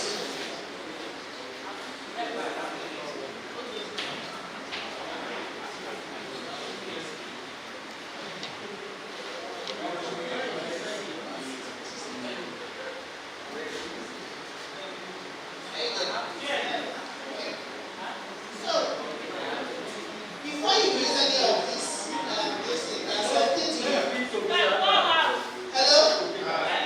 Hello? So before you use any of these licenses, there are some things you need to know. I'm sorry, before you use any of these resources, there are some things you need to do. You need to evaluate it. So you need to ask yourself, as looking at the results, you scan the title and you say, is it relevant? Does it match your learning outcomes? You already have learning outcomes, right? Yeah. So you ask, does it match the outcomes and your learner's level and context? That means some resources may be aimed at secondary school children. You don't want that. You want material that is appropriate for the level you're teaching. Then you check again, is it accurate? Not all OER materials like this. There might be some factual inaccuracies. So you need to open it and maybe cross-check one or two facts and see if it is accurate. Then you ask, is it correct? When was it published? All materials like that may not be relevant for what we do now. Like in computer science, things that they did yesterday are no longer relevant again. Then you ask, is it accessible? And learners reach it. There are some materials that are, what they call this, too heavy to download, large file size. You want to tell them, okay, you can access this file that is too large for them. You need to ask, does it match the outcomes again? As according to the blues level of that thing. If you're saying the learning outcome is analyze, and you're giving them a material that only explains, does not make sense. So you have to do that level of alignment. Does the material match that the learner's outcomes at the Bloom's level of classification that you decided for it? Okay? So, so what you will do now is, so you will look through. You can see on this instance, it's number 2020. So I have a sample course now.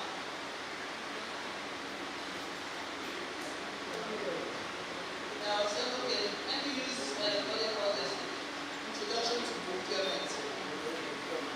Okay? So I did something like everything.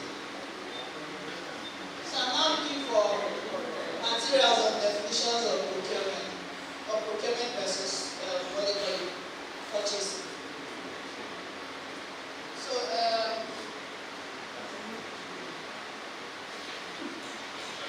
So now go through all the what they call this different materials and see if there is any that we can use. So many. You said so many. Conditional release. These ones, there are restrictions on how you can use it. Like this first one, there are certain procurement best practices that you mentioned. Hello? Some of us don't have that conditional release.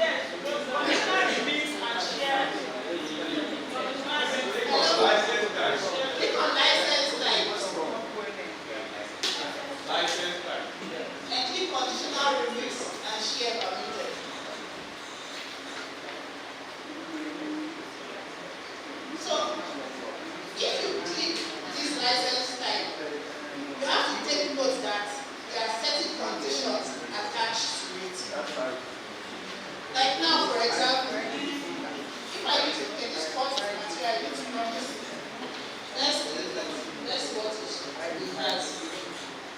So it gives a description of the material. Say this best practice reports pertaining to exploring the challenges, processes. So you can see the license type.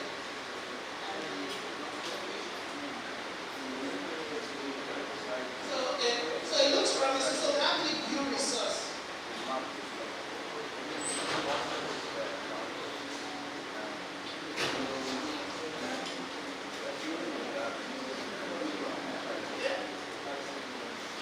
So we now take a quick peek at our learning outcomes.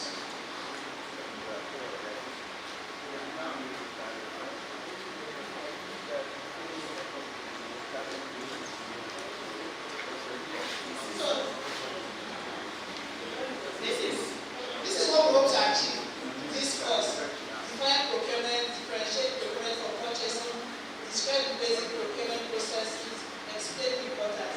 So with these learning outcomes in mind, now go back to the material and say, okay, is there anything I can use inside this?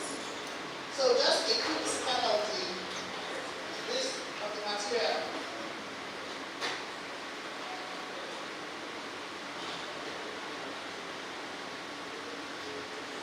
And there's actually nothing that jumps out that we can use as it is.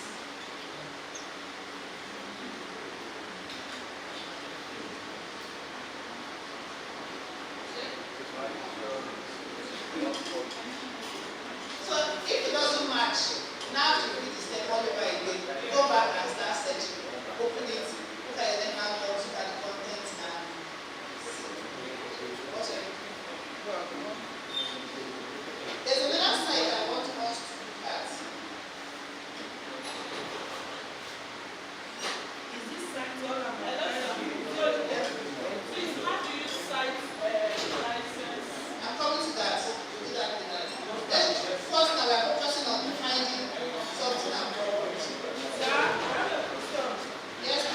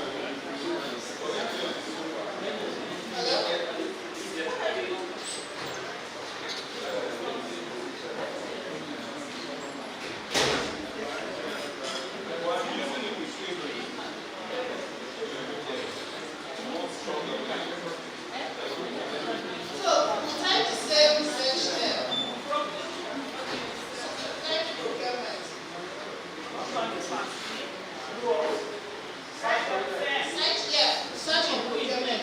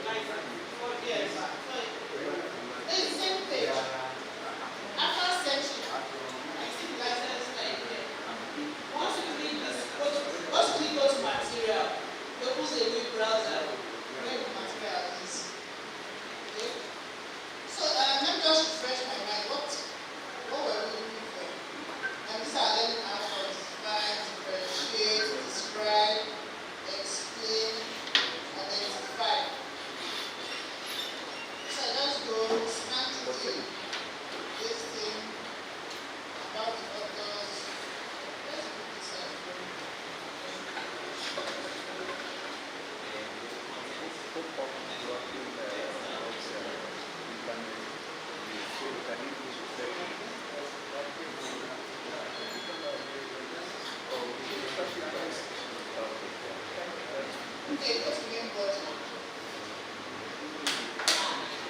So we see something interesting. Introduction to procurement. And you see, I already have its own many outcomes. This is a material that we can use to populate our content. So I'll just go down. Okay, let me see something. Okay.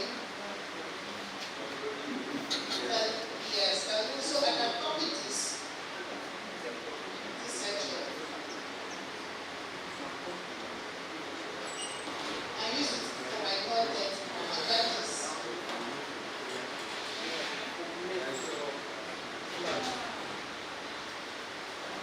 But the thing is that you won't use it as it is now. Dr. Amos described that.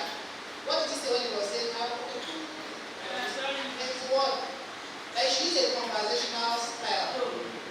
She should not use textbook style. Blah, blah, blah, blah, blah. So who wants to take a go and modify this for a distance learner?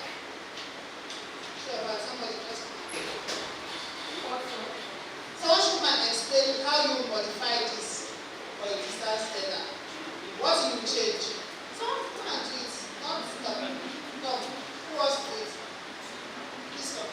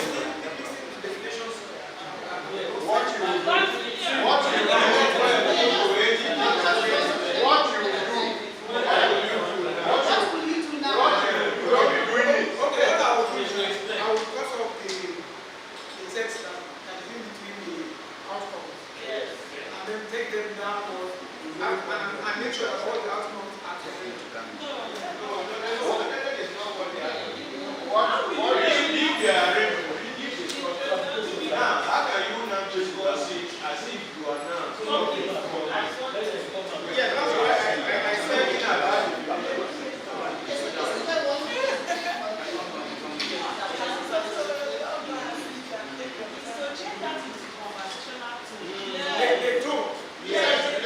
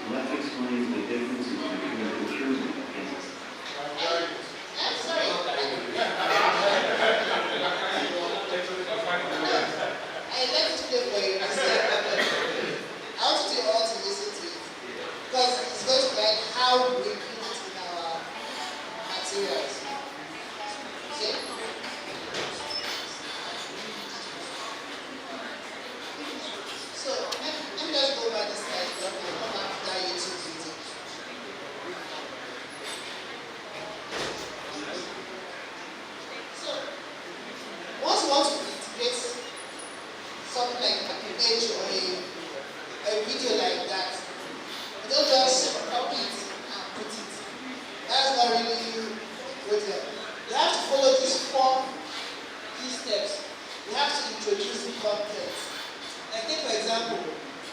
resource below introduces foundational concepts of procurement.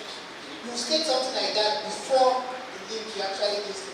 So this tells the reader what to expect. You say when you follow this link, you will see a 3-minute video that explains the difference between procurement and purchasing.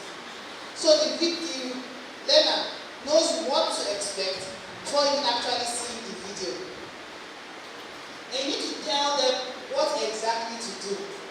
Okay, like you now say, after watching, click and watch this video. As they are watching this video, note down what is the key relationship described between procurement and purchasing. That question was actually answered in the video, and you have to listen, the next person listen to the video. Then you need to follow that video. After you've done the introduction, you've told the learner what to look out for, then you now need to follow it with an activity. And the activity can be like what I said, answer that question. How do they describe the relationship between procurement and purchasing? Then you need to attribute. Okay? So to do that, we will now go back to the next slide.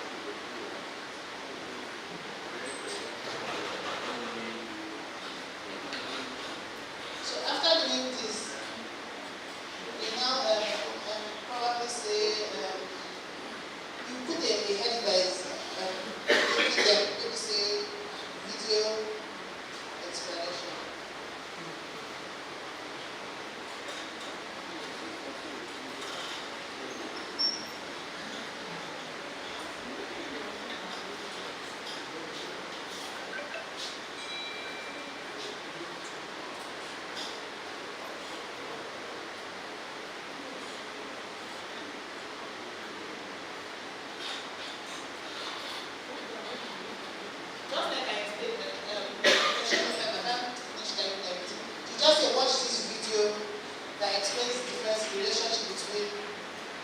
Procurement and purchasing is a 3-minute video. Then to put the link now,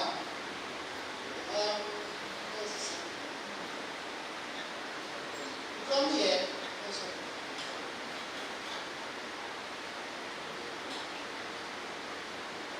And click share. And you see the link, you just click copy.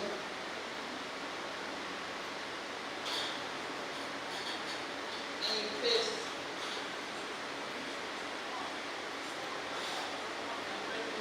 So, if they are using what they call this thing,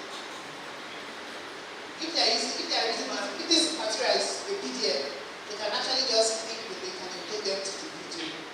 But if it's a printed material, later tomorrow, my colleague will explain how you can embed create a QR code, such that instead of them typing the URL of their phone, they can just use their phone to scan it. And they will go see the video. So after getting the link, you will now give them the instruction. While watching the video, note the relationship between what is the difference? The relationship. How we explained it was that purchasing is a subset of that is what you want them to get from the video. And purchasing is just a small part of the video. That actually captures the whole difference between purchasing and now give them activity. It's just a video describe the picture and the goods in attribution. This is another example from our LMS on how the video is introduced as well. So if you're using a video, you won't copy the link. You will use this embed code.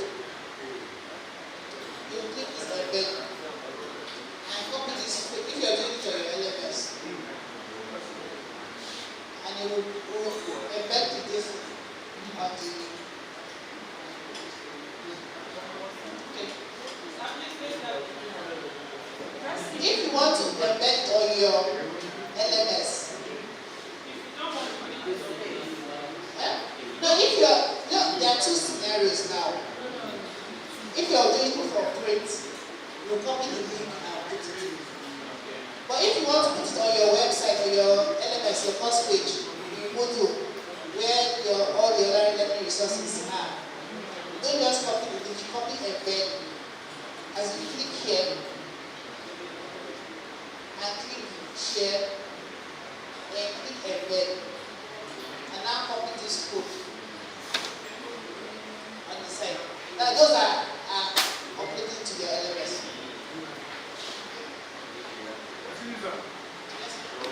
We've not been shown how to have an LMS.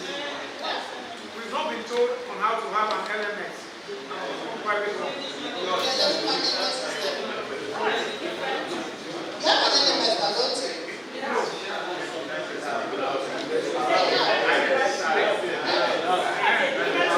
It's a different, LMS is a whole different thing for business.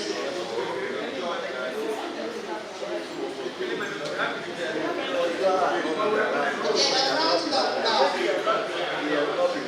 So basically, always attribute.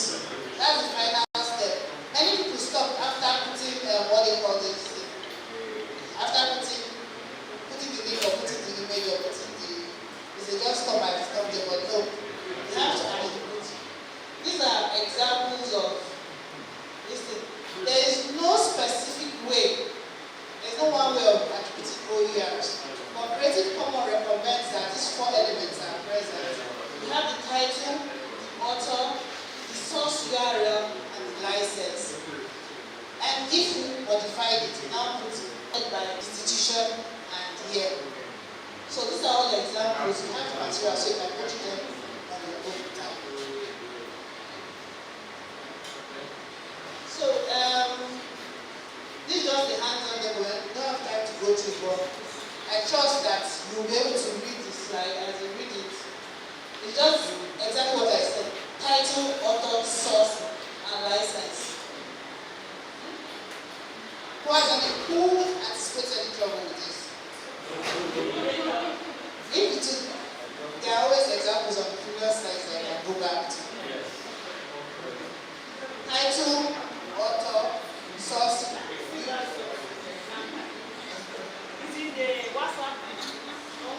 You have shared the material on your WhatsApp. So see, introduction to statistics, for everyone to start. That's the URL and that's the license. Adapted by Amara, like that. If it's an image, yes sir. Sorry sir, thank you for the presentation. I just want to know, is there any situation where time accessing that document is necessary? For example, where you are using the material from Wiki that gets updated. Gets updated, yes. That's what I was saying. That's what I was going to say, that if the material is likely to change, like you mentioned, Wikipedia gets updated, you have to put the exact time when you access that resource. Yes. So this is the final slide. So it's now time for one more question. Yes. There are times videos or certain pictures are removed completely, and if you use that link and the video is no longer there. That's the beauty of OER. Constantly update. Before the semester starts, you go through your materials, test everything, see it is working. It's your responsibility to make sure that everything in your course material is working. Don't assume that, I put it there last year, it's supposed to be working this year. No. Beginning of every semester, you go through all your links, go through all your resources, see if anything needs changing, if anything needs updating. There are always newer things to explain. So you update your material to reflect the current trends. Okay? So basically, this is where I'm going to stop now. This is the tasks that you're supposed to do.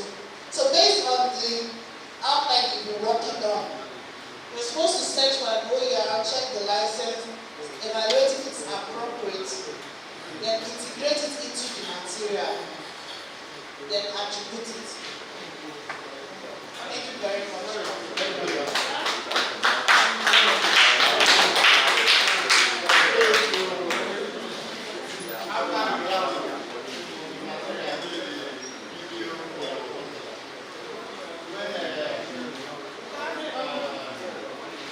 Last governor. Last governor. Why are you dancing?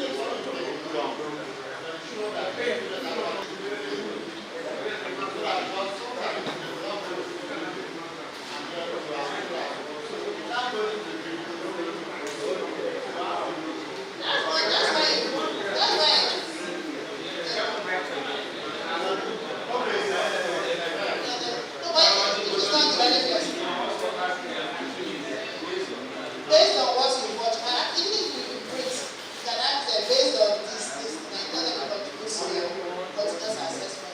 So if they have to answer, they have to go back to the material and process. How do you give assignments? Okay, in the link, you can say submit the assignments online, right? And it now depends on how you do your assignments, how you're going to conduct your assessments within your project. On the LMS, there might be a place where you say, okay, go to your portal and submit the assignment. Or send it to this Google, or send email to me and I will access it.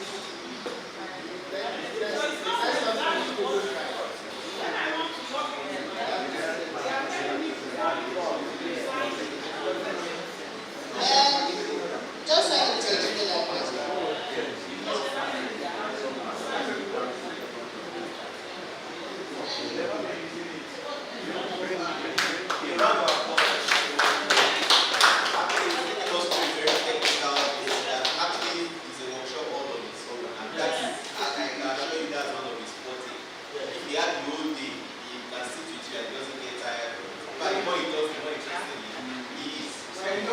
I know, because that is very important. Sometimes you don't want to leave him with too much time because he likes to see you. So now our next section is to go on these sections and subsections that we have to see how we can now do some form of assessment. Some form of assessment to understand the essence.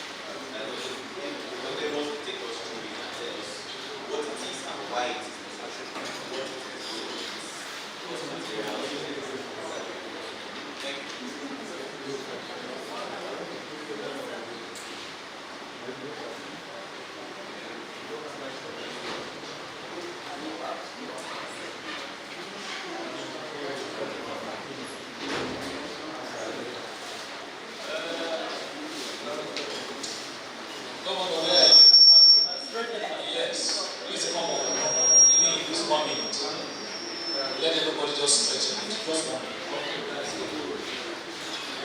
Story. Let's stand up and listen to this story. You know, we went for a training like this somewhere. Even the streets, they are complaining. And one of the translations say, oh yeah, talk to your neighbor, tell you story 2 minutes. Now, this story is this. If you have your time, because the Reverend Father was to die. And he sent his stewards to go and call him a policeman and a politician. Come and go talk. Talk very well. And he goes home. His wife was asked and knocked on the door. And the wife opened the door for him. And he looked at the wife. He said, "Hi, woman, your face is familiar. He said, I can go somewhere."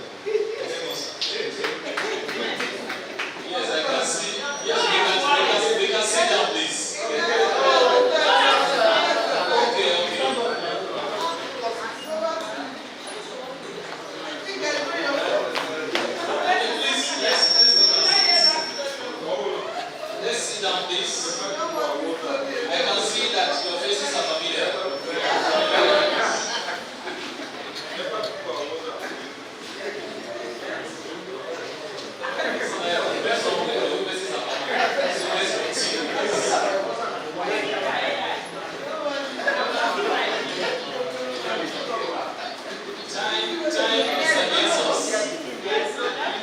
We want to run through assessment for learning in the ODL programs. Assessment for learning. You will recall that we are already populating our templates from introduction down to summary. So there is need to also incorporate assessment from the self-assessment down to end of unit assessment.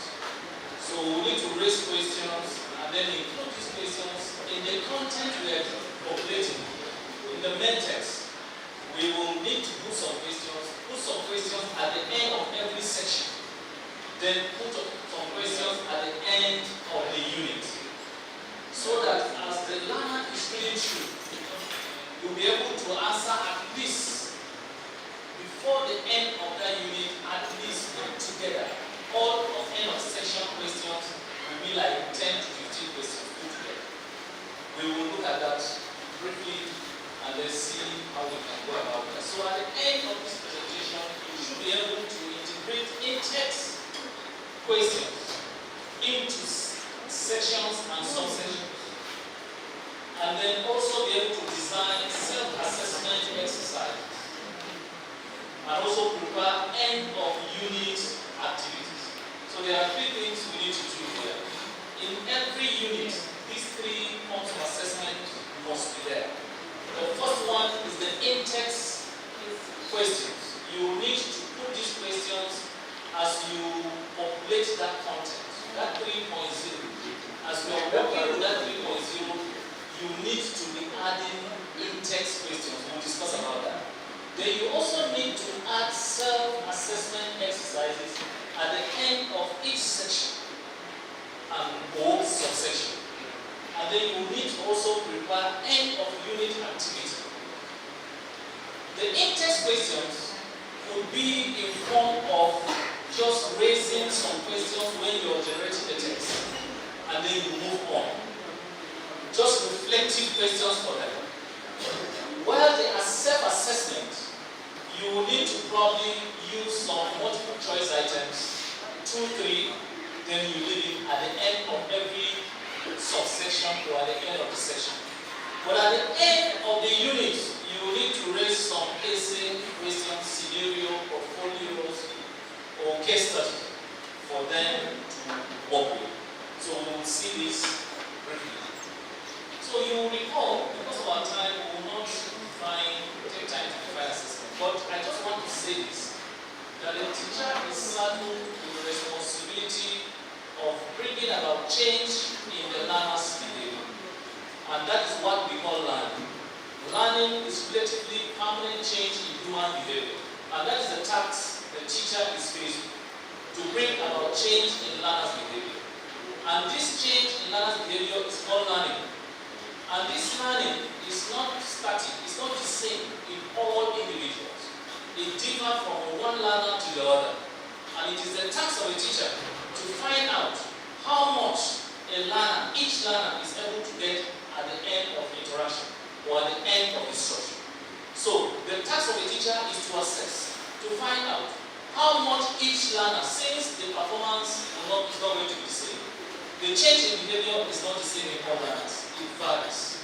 So that is why the teacher is interested in trying to find out how much each learner is able to get at the end of interaction.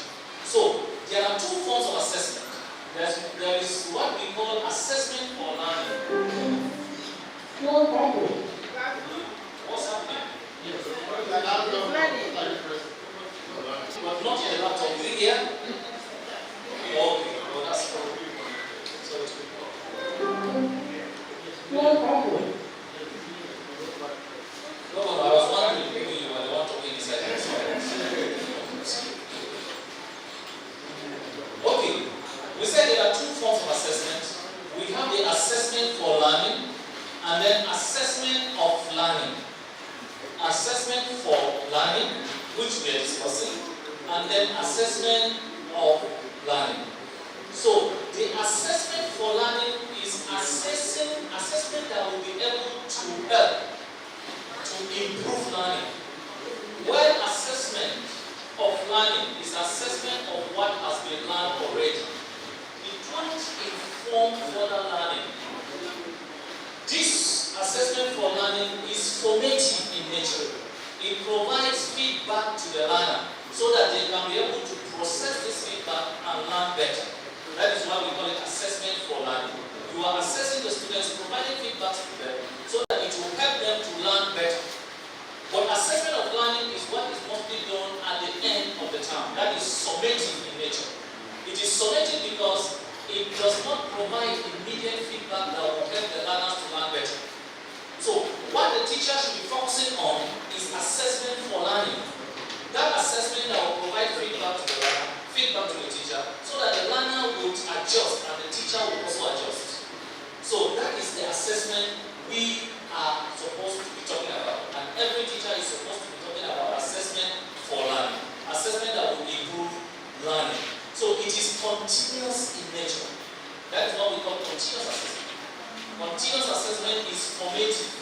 Continuous assessment is assessment for learning. An assessment for learning in ODL promotes independent learning because it helps them to learn better. It also promotes continuous feedback. The moment you have an assessment and then you respond to it, then the feedback will be provided. And this learner will be able to adjust and then be able to learn better. It brings about active engagement. It makes the learner to participate in all the tasks, interact with the learning, and then collaborate also in the learning process. So there are principles of assessment for learning in the ODL context.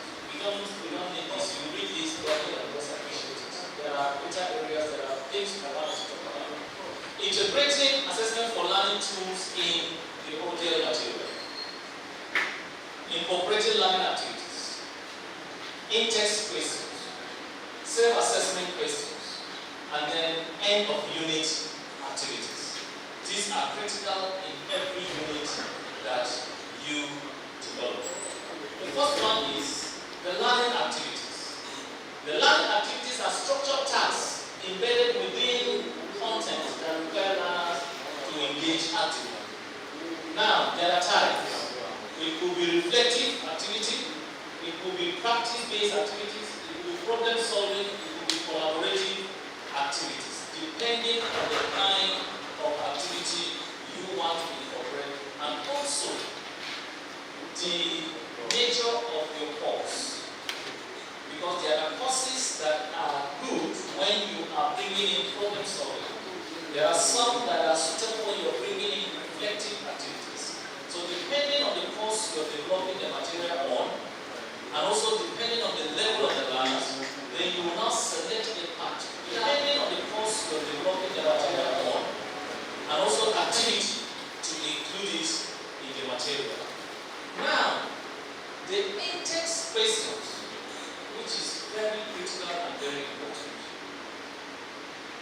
They are short questions embedded within the content to check understanding immediately. You don't create any section for these in-text questions. You don't create a section and say in-text questions and then you raise the items. No.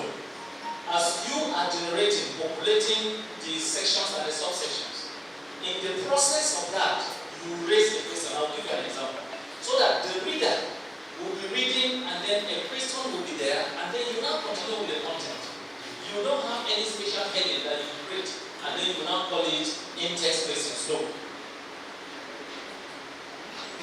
It could be in form of recall questions. It could be in form of comprehension questions. It could be in form of application questions. When you put the recall, depending on the level of the learner, then these are actually drawn from the Benjamin Bloom's taxonomy of educational programs. So the cognitive level, starting from remembering, which is recall, then moving to comprehension, then the application. So you can bring any of these three. These are actually within the lower level of the cognitive ability, these three. You can bring in any of these within the text, at least to help to provide feedback to the learner. So the placement of the in-text question strategy. The first thing is that you can place them after key concepts. The moment you are trying to define key concepts, you can now place in-text questions immediately after this key concept. At transition point, when you are transitioning from one point to the other, you can now include in-text questions. Before moving to a new topic, you are done with probably a particular subsection. Before moving to the next one, then you can also include that. Keep questions short and then provide feedback or hint. When you set questions, one of the major components of all the items we will be generating is that you must also provide a guide. Every question must come with what we call a marking guide, marking scheme. You can't generate items without the guide, without the marking scheme. So every item, in fact, item generation is complete when the guide is attached. It's not just to generate items and then you now say you are doing item generation. No. The moment you raise these items, until you are able to add the answers to these items, the items generation is not complete. So avoid early complex wording. You have a very short time. Yes. Now, did you say that question could be asked at the end of that particular lecture? Yes. And I believe that before you ask that question, you have given the lectures of all the things and all that. So, after asking the question, are you not coming back to deal with it? The hint we are talking about here is that what if you raise, and I wish we just go through this, just flow through this and then the question will be answered. When you raise probably some multiple choice items at the end of the subsection, you will need to provide a key to these multiple choice items. You can just raise multiple choice items and then allow the students to answer. So that at the end of that unit, you must see the feedback. You must see what the hint, as in the responses to those multiple choice items. If you set an essay question, you must answer that question also as a guide at the end of that unit. This is an example of in-text question. You see, this is actually a content in procurement. But in the process of developing this content, based on what you have just read, you see this line in red? Yeah. Based on what you just read, can you list the 6 key stages of the procurement cycle in the correct sequence? You see, you didn't create any section for in-text questions, but it is in the process of defining procurement cycle. The questions for the self-assessment questions. Self-assessment questions, you put them at the end of the section or subsections. And then you have end of unit, you now set the same question there. At least that will guide students. But at the end of every section, at least multiple choice. 3, 4 questions will be enough. And then you include the key at the end of that unit. But this one is within the text you are generating that you now raise this question. So that any student reading this and they're reaching this point, you see, we just try to follow it here because we are just using it as an example. But at the end, when the material will produce, you won't see any problem. It's going to be like the content. But you yourself, you know that you have embedded in-text item in this very content. So that as they are reading, you are not drawing their attention based on what they read. So you are now setting this question based on this they have read already. So they should be able to at least list the 6 stages of procurement cycle. Now this is another one. These definitions all share one idea. Can you identify what it is? So you have given definitions of speech writing. Then you are now telling me that there is something common. There is a common idea in the whole of these definitions. So it's an in-text question. You are drawing the attention of the learner to say, okay, in these definitions there is something that is common. Then bring out that thing that is common. So you are not creating any section to say this section is for in-text questions. No. It's part of the content you generate. Then self-assessment questions or self-assessment exercise. These allow learners to evaluate their own understanding independently. The characteristics include they appear at the end of the section, include answers or working guide, then encourage reflection. So they appear at the end of the section. So every section that you design, at the end of that section, includes the self-assessment questions. They can take the form of multiple choice items. They can take the form of short answer questions. They can take the form of true-false items. They can take the form of matching items. You just listen. As teachers, we feel that there are some kinds of questions that are only suitable for the low level of learners. But it is the difficulty level of the item that matters. You can give matching items to somebody who is doing a higher program. You will sweat it out before matching these items. You will not be giving home and farm, hospital and doctor, and then ask them to use arrows to match. That is not what you give them. You will give them terminologies that they will sweat it out before they match. So, whichever form of assessment you decide to give, just raise the difficulty level of the items to match the level of the learners. So that you won't give, because we say multiple choice, then you will now keep the key that is obvious. The learner is reading, the moment they finish reading, they'll just see the key. That is the only design multiple choice item. So you must be able to design items at least that will trigger some level of listening to the learners and will also meet the level, match the level of the learners. Then end of unit activities. These end of unit activities are always put at the end of the unit. Now, at the end of every session, you have some questions, self-assessment questions. In the text that you are generating, you have in-text questions. Then at the end of the unit, you also raise items that you put at the end of that unit. And remember, all these items you are generating must align with the learning outcomes. If it is in-text, it must align with that text you are generating at that time. If it is end of section, it must align with what you discussed in that session. Do not raise items that are not aligning. And that is why some people who read the entire module or entire unit and they will now say, I have read the unit but I cannot answer these questions. The implication is that the questions do not align with the learning outcome. There are some teachers who already have items in a particular, especially in multiple choice. You already have a question bank or a pool of items that you have. They will just pull from there and then attach to a particular section. And in that section, maybe there are issues you don't raise in the section, but the items are covering those issues. You will discover that the learner will finish reading the section but will not be able to attempt these questions. And that is bad in ODL materials.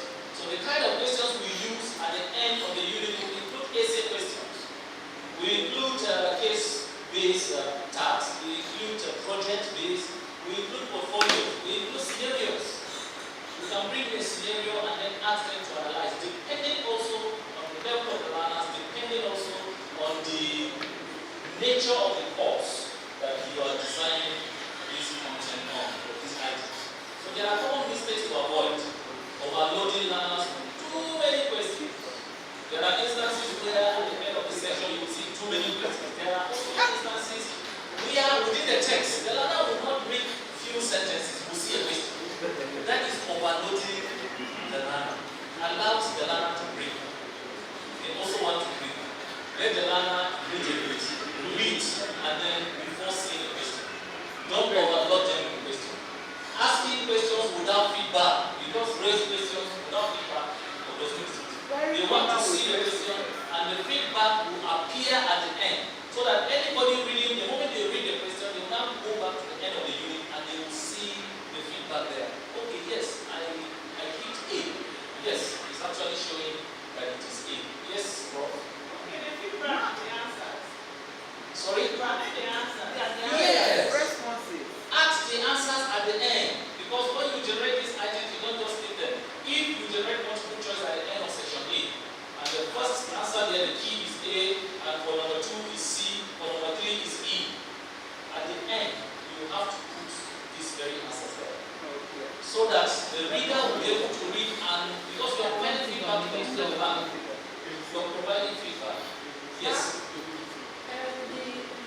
just in-text questions. Yes. I saw the questions and then the answers will be written after the questions. At the end.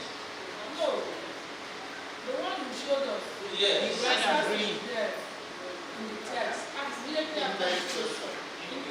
In-text. Okay. Yes. Because it is within the text. Already the answers are there. Yes, already the answers are there. So you provide the answer there. Of course, yes. Of course, yes. It's not just good enough for a teacher to generate items without that very feedback.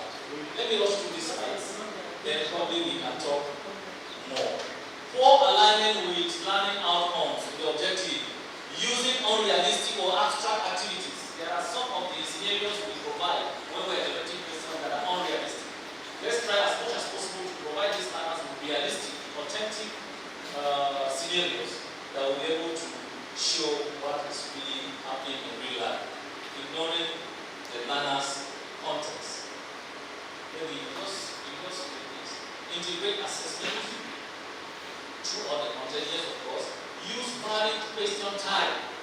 You will discover that I kept talking about multiple choice, essay questions at the end of the unit, and then at the end of the section, multiple choice. You don't just give the same type of items all through the unit. Anywhere your raising question is going to be essay. Anywhere your raising question is going to be multiple choice. No. You give them variety of items. Set a multiple choice, give them a scenario, give them a portfolio, give them an essay question.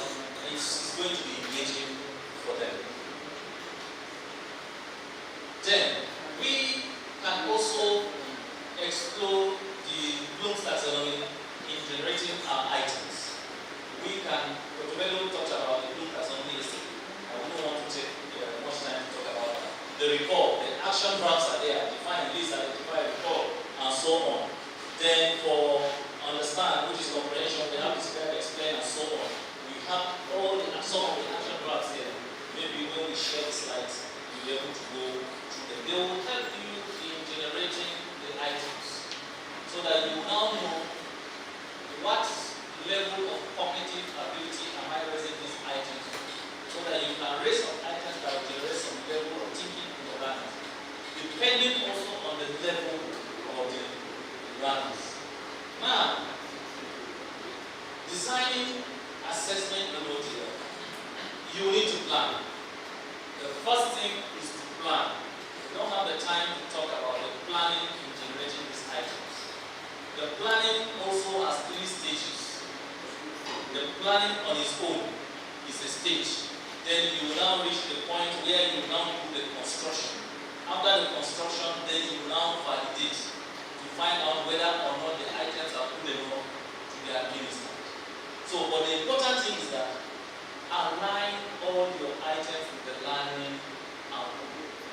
That is the major planning that you use. Align all the items with the learning output. So, some common mistakes when we are using the Bloom's taxonomy: overuse of low-level questions. In most cases, we always ask them to list, highlight, itemize, explain. We hardly ask them high-level questions. If the learners are beginners, let's at least give them low-level items, but include some of the items that demand some level of critical thinking. Lack of progression from simple to complex. We will have to be showing the items that we are graduating them. When you ask them to list, that is remembering. Then you are now saying they should explain. That is comprehension. Then you can now bring in another verb that will encourage them to apply. And then in the next question, in another question, at least bring in another verb that will help them to evaluate and so on. So you are now graduating them from simple to complex. Don't just give them complex items, or altogether you give them items within the low level levels of cognitive ability. Then ignoring high order, then no alignment with the learning objective. That is dangerous. We ignore our items. It's dangerous to ignore the learning output. Then in conclusion, the assessment for learning transforms ODL content automatically. Because the focus is that we must give them assessment that will encourage, that will provide feedback and will encourage better learning. And that is what assessment for learning does. So from passive reading to interactive learning experience, embedding learning activities, in-text questions, self-assessment, and then end-of-unit questions that will be able to encourage engagement among the learners. So integrating the Bloom's taxonomy help us to move beyond memorization, because the low level of the cognitive ability only talks about memorization. It helps us to move beyond that, promote critical thinking, encourage real-world application, and that is actually what we are advocating for: the real-world application of knowledge, what we call authentic assessment. And that is our focus in designing the ODL items. Thank you. And then we have an activity. It's like you guys are tired of activities. And you were about to clap, but when you saw the activity, you said, no.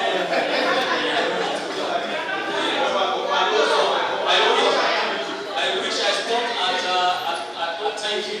When you say thank you, you don't say, oh, go and sit down. But when you saw activity, you said, I will wait.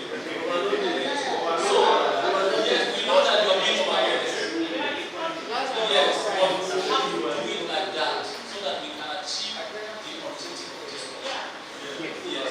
So, we will want you at one time, because we can't give you time now. You must stop one in-text question at least in one of the sections. Just one in-text question in one of the sections where you are now completing the sections and the subsections. So just include one in-text question. And then create 6 self-assessment exercises. One from each level of the Bloom's taxonomy. You set one question under report, one question under comprehension, under application, and so on. So at the end of the day, because we have 6 levels, we are going to have also 6 questions. The action verbs are there. Use these action verbs to just generate this question. So it's not going to be something very. Then also develop end of unit question. Just develop at least one end of unit. Yes. Assessment. So activity. This one is actually activity, not assessment. End of unit activity. You know, in the unit you are designing, it is activity that you are giving them. You don't like calling it question. It is called activity or exercise. So at the end of the unit, give them one activity. And this one at the end of the unit will be an essay question. But the self-assessment will be multiple choice. The end of unit will be a scenario, will be a case study based on those examples we have in the start. So when you want to develop self-assessment, it's either multiple choice, matching, true, false, and so on. But the end of unit is supposed to be an essay question, a case study, or a scenario. Yes. Which one? Okay, self-assessment exercise. Self-assessment exercise. Yes. So, you just raise 6. You see, these 6 will not cost you anything because you are just raising 6 multiple choice questions. And then for this one, you are creating only one essay question, or one scenario, or case study question. And then for the in-text, you just generate one of the sections.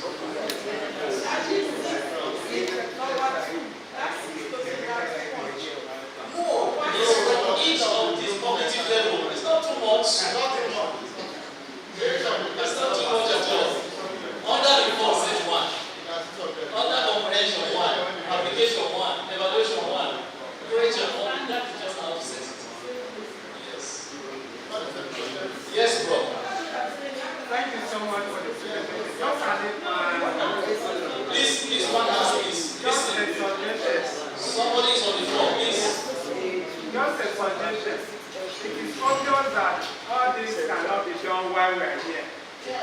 and then it's a build-up of where we started with activity one.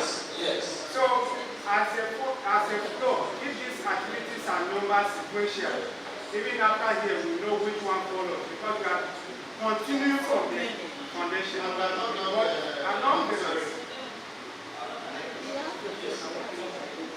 Yes, go ahead.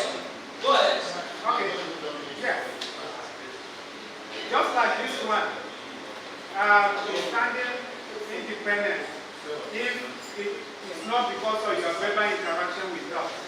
When we go back, we may not know that this one has to come after this one. That's a suggestion that maybe I know by the look at us. Then, this is now a question. That was a suggestion. Now a question. I really appreciate the content of this delivery, but I'm also concerned about managing the reality that we don't have to bother the learners with much volume. Yet, much is required to be contained in this. You have the questions to answer to ask and provide answers that can lead them to better understanding, and you have levels of coverage that you are required to cover. Yet, you have to also confine yourself with chunks, limit of length of this. To which extent can one manage this in line? For example, one is a self-study presentation, whereby all the details are required to be there, that the learner will not require further explanation, if I got the presentation right. So in such a situation, for you to present a summarized version, like in other subjects, for example mathematics, you have stepwise approach to solving problems, and then you want the learner to do it. How can this be managed in this type of situation? Okay, first, your observation. We are aware that the activities are many, and the time is not enough for you to do these activities here. We started with the issues of writing introduction, and we expect you, after now, include conclusion and summary. Then OER is there in order to help you populate your sections and subsections. And then assessment is also coming, saying that within this text you are generating, there must be in-text items. At the end of the sections, there must be self-assessment exercise. At the end of the unit, you must also be able to raise end of unit activities. It might not be possible that you do that now, but we are encouraging. That is why each of you has its own file. So work on that your file, update it, follow some of these presentations and see for guide, and then do these activities. So that at the end of the day, you will now discover that we have a unit from each participant. We have put together all of these activities you need to do in one presentation, one slide. We will share with you by the end of today. So that when you sit down, you now know, okay, this is what I need to do. You check your file. If you are able to do that, then you move to the next one. So that you'll be able to achieve them all, at least before tomorrow, so that we can be able to work. Now, for your second question, I still feel it's not really a question but an observation. Designing an OTL material is tasking. It's actually demanding. And that is why some people feel it's just to generate content. And then that is all. It's beyond that. From yesterday, what we are doing today, you will now agree with me that we are talking about one unit. Yes, you can see how tasky, how tedious. After putting all these items now, we are talking about putting video links. We are talking about putting pictures. We are talking about adding a lot of things. It's really demanding, it's tasking, and it must be done that way. So that this learners, but remember, the moment you design one, it will be there for some time. And many students will be using that material. But before you get it done, it's really tasking. By tomorrow, we'll talk about quality assurance. So that when you design it, we now check there's a quality assurance mechanism that must be adhered to in order to come up with a very good and standardized OTL material for use. So it's tasking, and it is actually a task. We should be able to do that. Thank you very much.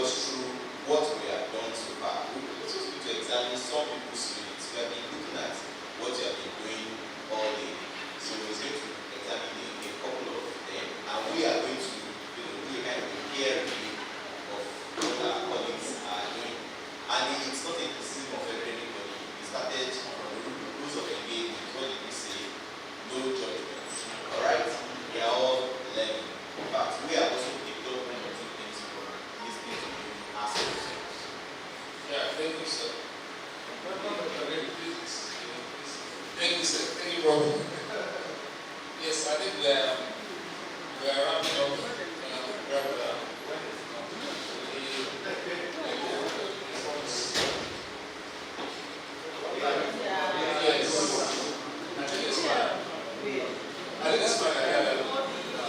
Can we see this? Yes. Okay, fine.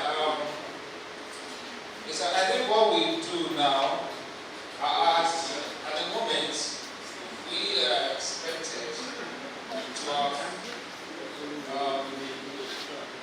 identified the topic, the modules, the units. So with one unit, you must have written the learning outcomes. Now you should have written the introduction. That's where we are stopping for now.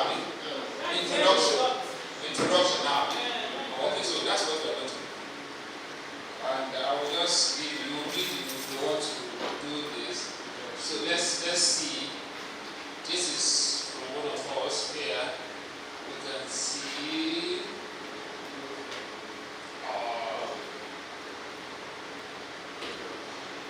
okay, let me start from the beginning. For this, let's see. Oh, this is another pattern. Okay, let's see course outline. Let us look at this. Let us look at this. What do we see from the beginning?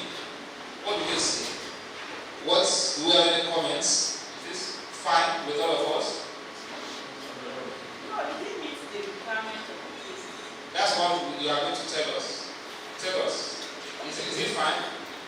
Yes, you can see that. Just. No, it may be fine, but I think as teachers, and we are critiquing it, so let us know what is wrong with it. Number one, the requirement of the case study is about the outline. Okay. What you talk about was our modules and the units. Yes. And we want to start with the statement of the file name. Yes. It's very important because the organizations that are designing your course content, they are so particular about the format of the name, the way you say your name. You follow the instructions. And the content you ask of. This is not only, you just ask of module, the units, and breaking it down. So, outside, this beautiful is outside the requirement of the content. Okay, so I think that observation, I hope we can get it. The person is here. The requirement, the question says, identify the course, give us the modules, where you have the title and the course code, then you give us the modules, isn't it? So that's what we are expecting here. So the person needs to rework this here. Now the modules, okay? Yes, we want to see the normal module 1, the title, module 2, the title, module 3, up to the last module. Then now pick module 1, you leave the unit. Now pick unit 1. It's unit 1 we are developing, isn't it? That we are writing now. Okay, fine. So this person needs to rework it. Module, if this is the module introduction, it's fine. Okay. If it's the module introduction, it's fine. That is, I didn't read it. I've not read it, so you can just. If it's the module introduction, it's fine. But if you didn't after it, let us have all the modules first.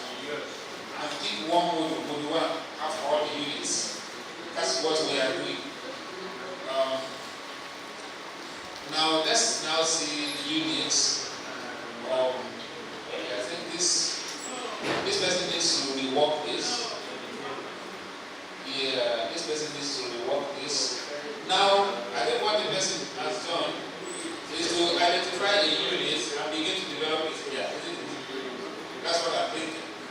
But even this is it's not in line with the structure that we share. My colleagues specifically left the structure on the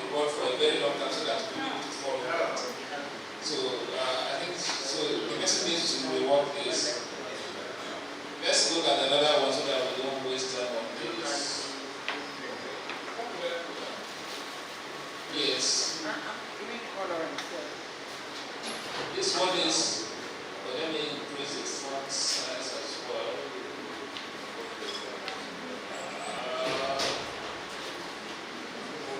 Can we see this? Okay, so this one as well will have, let's look at this. What do we observe? Should I scroll down a bit? No, this is not the beginning. Let's see the beginning. Okay, this is the beginning. This is the beginning. Sorry. This is the beginning. Yes. Learning objectives. We don't know what this learning objective is for. Okay, so let's critique it.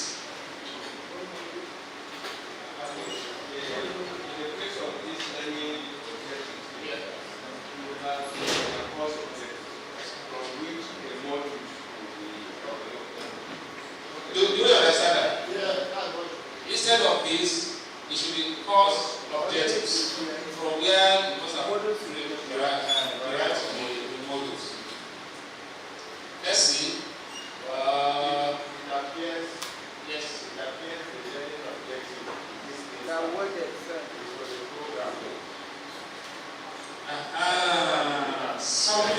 Something like program competencies. Something like program competence is very big. And you can see a whole lot of, even here, you can see clearly understand, we know that is not right. Alright.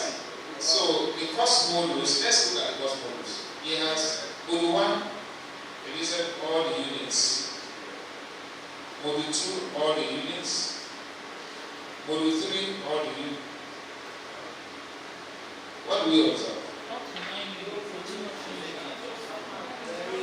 What do we observe?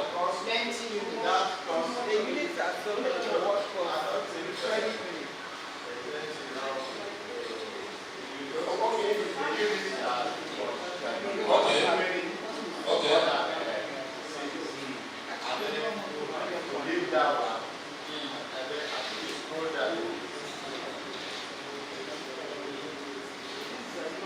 I think he has 3 modules. Yes. 3 modules.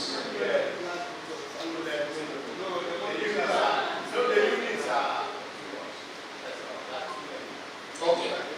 Prof, yes. Just to add that is lack of compliance with the guidelines. Yeah. If not, the modules and the units will be in line with the course objective. Yes. So, but that is not the issue.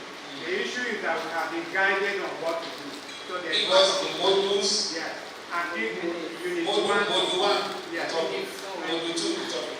All the modules in your course that you have derived from the course objectives, then give us module 1 and all the units under module 1, then pick 1 unit. That is straight. I also need to emphasize, if you have a content, if you have a module that is spreading to like 8 units, the implication is that it's too bulk. So you need to break that module itself into 2. Average, module should not be more than 4 to 5 units. On the average. If it's going to 8, 9 units under 1 module, it tells you that module is too bulk. Because by the time you begin to write it, under 1 module, it will take students a very long time to finish 1 module. It will be boring to them. So they will be spending days going through 1 module. And it's not learner friendly. It's not learner friendly. So if you see when they move to another module, they are going with a renewed energy to another module.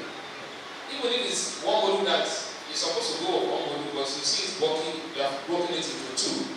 That is fine. When they are entering a new module, it's a renewed energy they are bringing in. It's not that it's 1 module they have been reading for like 3, 4, 5 days. No, it's very well. Yes, yes, sir. Like Yes. See the role of individual counseling, Ah. That's very good. So it's very easy to identify because you can't find it. Even that topic, as he mentioned, even that topic is clumsy. Isn't it? That topic, you can see the role of individual counseling, community organization, and societal policy in research planning, in the application of data. I think it's too clumsy. Yes. You just use module in the Oh, I said that's module topic. The topic of the module. You know, module will have their topic, won't it? Module 1, the title is there. Okay, let's call it module title. Sorry. Module top title. Yes, it's too close. So I think we all agree on that. Yes. Yes, we can look for another one. Let's look for another one. We know even got to introduction. And I'm looking at the one that will have introduction so that we review it together. Okay.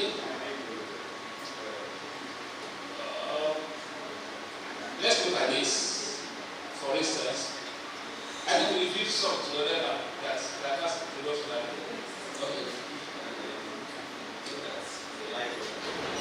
The detail is okay, so let's see the next one. I don't know just start. How does go down? Okay, this one I mean. Yes, I might give you those of them.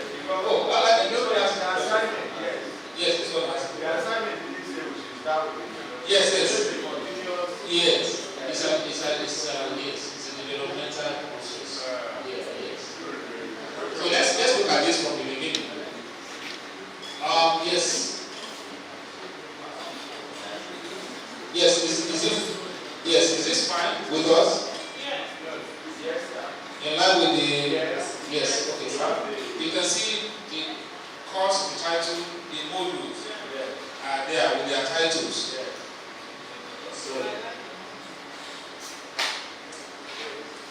So we now go to this is the focus now. This is unit 1. Yes. According to the templates, you will have 1.0 is introduction. So let's look at the introduction. How does it look here? Well, okay. Why is it not conversational? What should be there?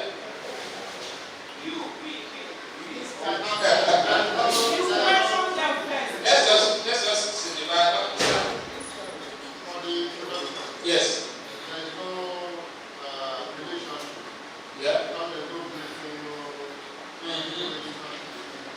It's not warm. It's not welcoming. Yes. At the introduction stage, what is saying that at the introduction stage, we are not too serious about it. We are not too serious about it. It's like just walking into the lecture room. You want to, at least you play with your students in this now. You don't just enter the class and say, procurement of financial institutions are the bedrock. Okay, are we fighting? At least when you enter your class, the normal thing is that you make it friendly with your students, isn't it? Alright, sir.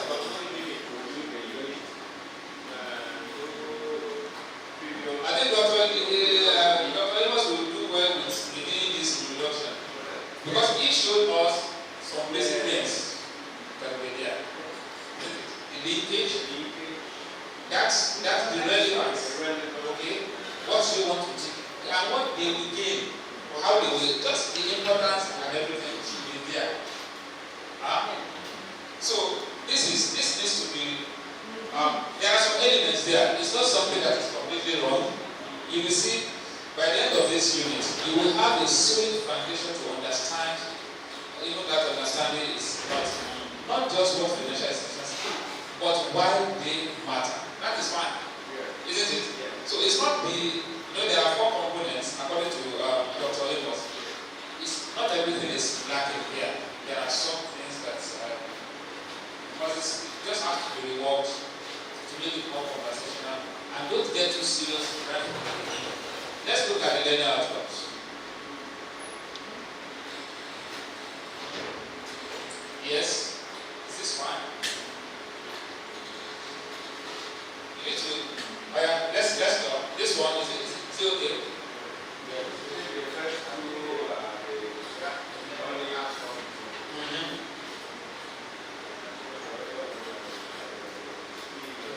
Yeah.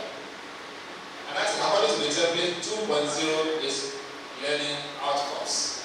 There should be S there anyway. Learning outcomes. By the end of this section, it's not, I don't know, this is not a section. This is what? By the end of this unit.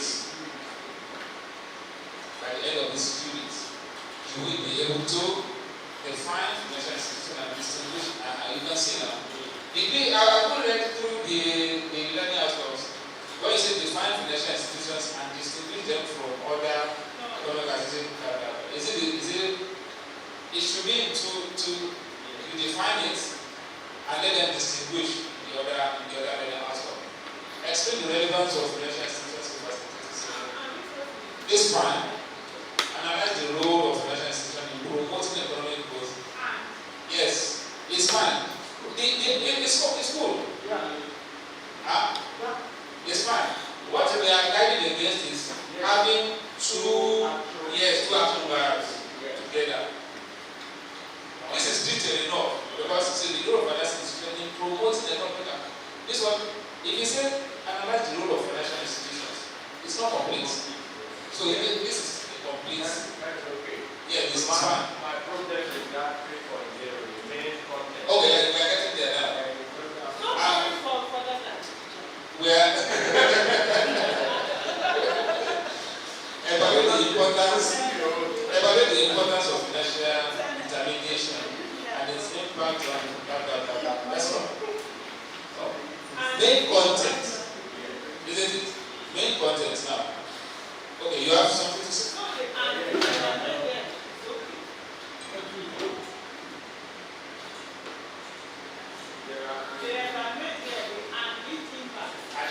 Yes, it's referring to one thing, that's particular thing, the importance. It's the same, yes. It's okay, because it's referring to a main learning outcome. Yeah. So you mentioned something about it? Yes, the subsection. Okay. Of the main context. Okay, sir. 3.1.1, yes, 3.1.2 or something like that, 3.2.1, 3.2.2. Oh, okay. Yes. What he's saying is that sometimes you might not have some sections or others. It may be like this, it's no problem. Depending on the content you are developing. So the look at the relevance of financial institution. You cannot discuss everything. You might not be able to. one short section.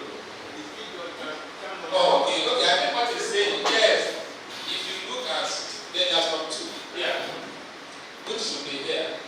He is saying that it's not possible for you in one subject to talk about financial institution,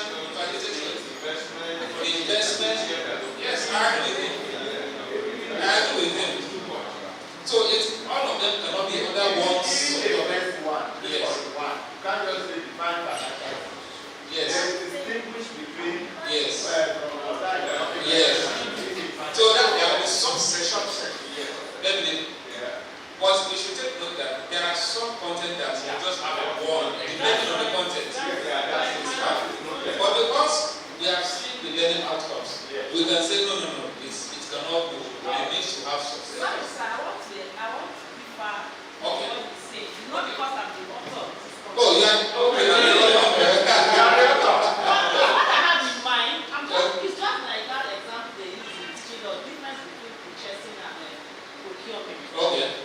In 459, I can actually distinguish the financial institution I'm talking about from other investing activities, So it doesn't mean I want to differentiate between financial institution and I don't want to differentiate from other from this investing, from this other yeah. I think look at, since you are the author, look at number 3 for instance. If you want to say, you are the content expert, you want to write on the role of financial institutions in promoting economic growth. Not Sorry. That one. Number two. You say the relevance of financial institutions in facility savings. That one is no, I think here the idea must agree with the element of if you define, for instance, investor, define financial institution. Yes. I think we are able to distinguish from the other economic. Because you may see them as very small things, but they are completely different ideas. Yes. Definition is an idea at a time you want them to get. Yes. After they must have been able to define, you don't want them to be able to distinguish from other things. It's another subsection. Thank you. So I think so. After that, the conclusion. Yes, you just remember everything. So the conclusion is there, summary is there. Dr. Amos, what do you say about the conclusion and summary? It's fine. Okay, so what's the let's look at the conclusion and summary. Is the summary and conclusion not supposed to be also conversation? Yeah.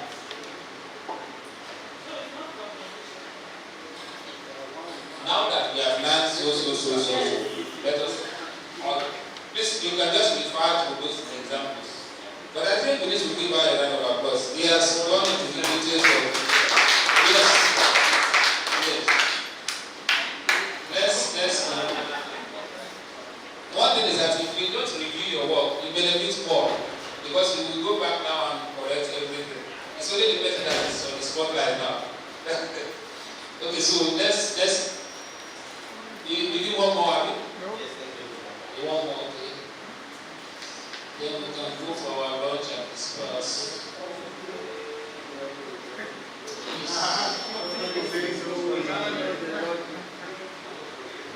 Yes.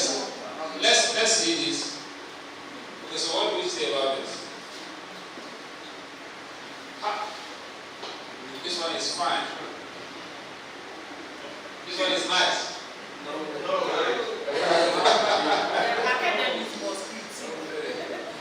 So you cannot see the reason why my colleagues mentioned that you should have house style. The house style should be for everybody.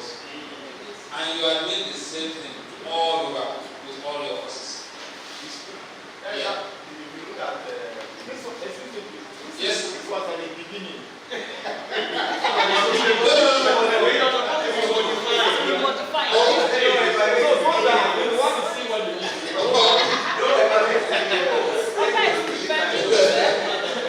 This is your submission, sir. I think so.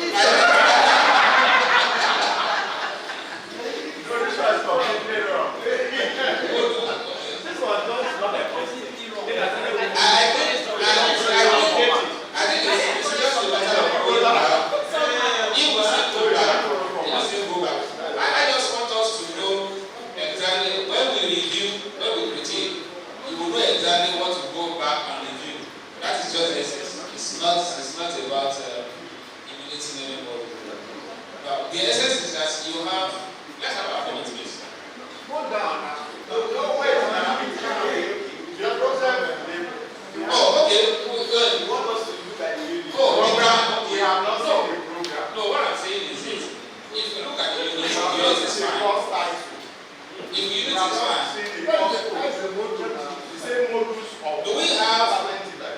Do we have the courses, the course title, everything somewhere? No. This is where what I'm saying is if we go to the unit, even if you get the unit right, the premise is wrong. So we need to correct the premise before we now say let's go to okay, let me say the title is environment and development. Yes. So those are the ODs. So those are the courses. So it's not bonus of it's the thing now, bonus of that's what I'm saying. That what we expect there is just the course. The give us the course title and the course code. That is all. Yes, at the top. And subsequently, I can see these things here. Are they your, what are they? Those are the modules. That's what I want to know. So you now say module 1, you put it. Module 2, module 3. Yes. Module 2, sustainable development theory. Are you getting this out? So you have those modules like that. But what do you say about the module? What do you say about the modules? Too many. There are too many. There are too many, sir. So you need to trim the modules down to something like 45. Yes. Okay, let me say something. Yes, sir. I was debating one of your colleagues. I told him that the way it's going, this thing will too simplify. I mean, too summarize. Yes. Because this is a good and this thing. And the MSc. Yeah. And you said the MSc? Yes. This one is BSc. No, but it's not an example. Okay. And then you are saying it should just be 4 modules. You see? It's see, It's like you're not the sir, It's not sir. No, it's important. So what you just mentioned now is very important. Because if the one You are doing this thing for 1 week. yes, So you are saying that it should be 4 modules. for 1 week. Yes. What is for 1 week? This course now, this is not that the problem. No, there's technical issues. All that brings yesterday. If you are able to say this course, the environment and development, what are the objectives, course objectives, that your students will be able to exhibit after the semester? What are they? When you generate them, isn't it? From there, you now look for modules that will fit into all the course objectives.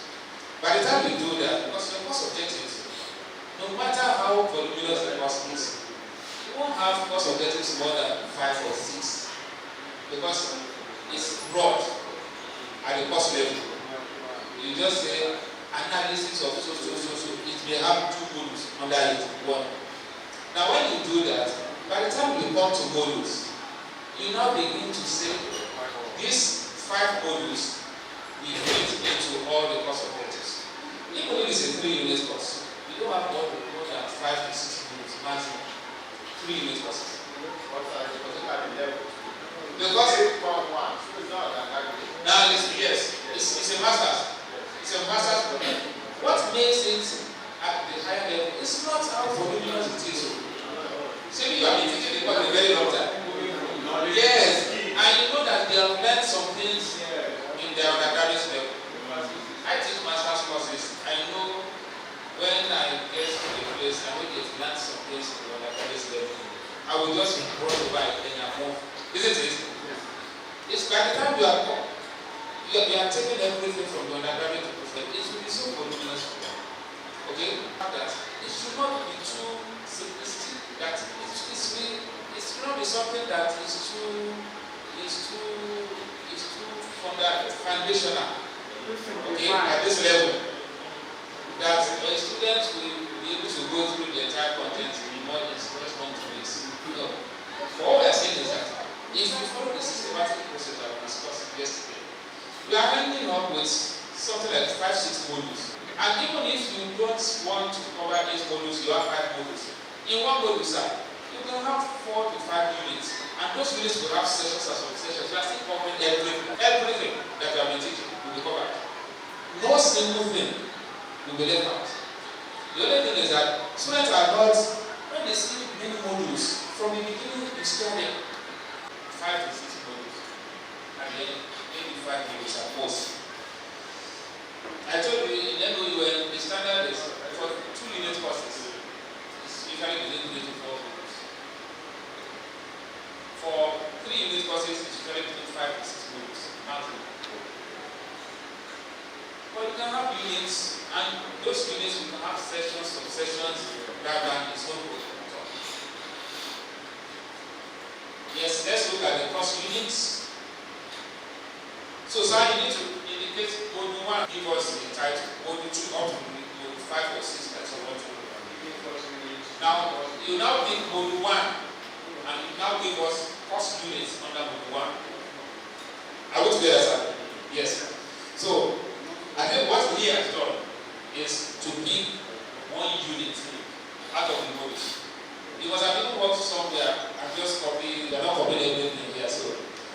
So let's look at the units. The units should start with introduction, isn't it? Which we have here. What's the next thing? Learning. Okay, yes. Just go down. I should go down. Okay. Okay, yes. Yes. Yes. Okay. Now, you convince us because we want to review according to what we asked you to do.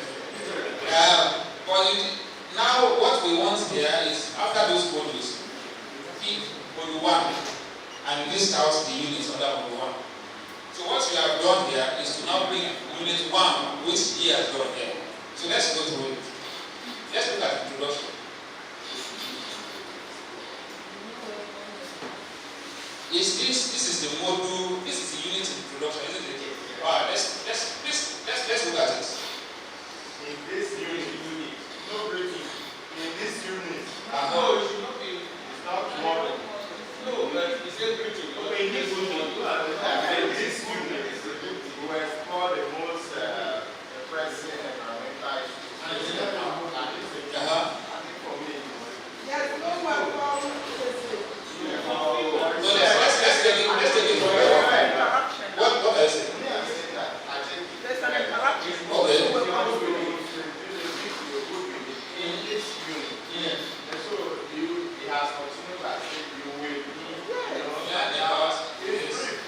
It's The okay. introduction is very brief and examining courses. Yeah, that's the says very I want to ask, considering the use of English,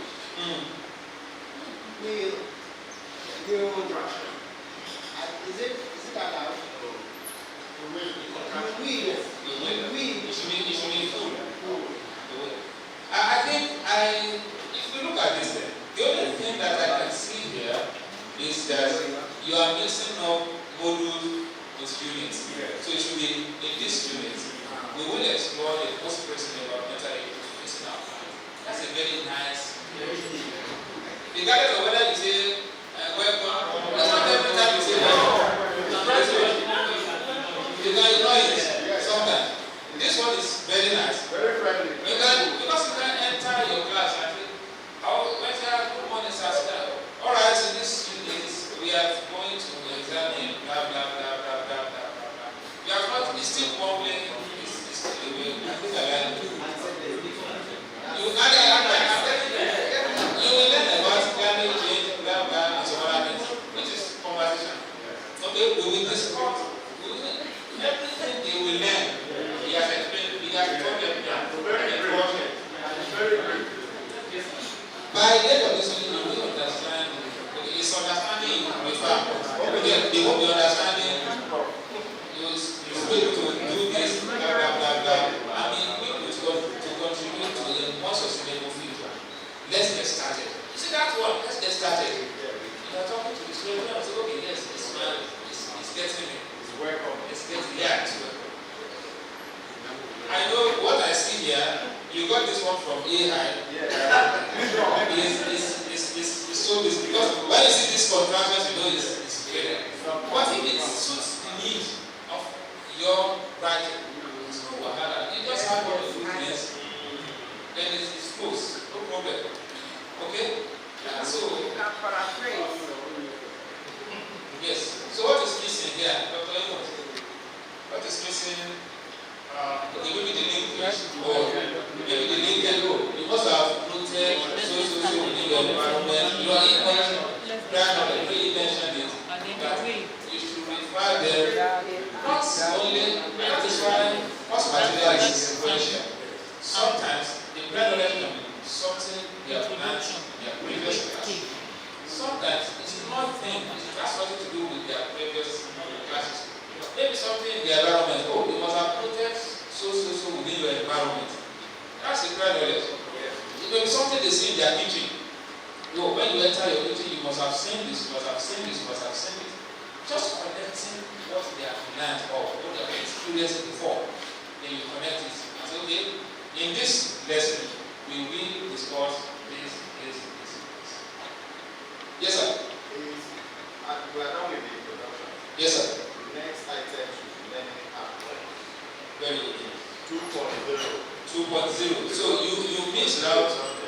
You miss out 2.0.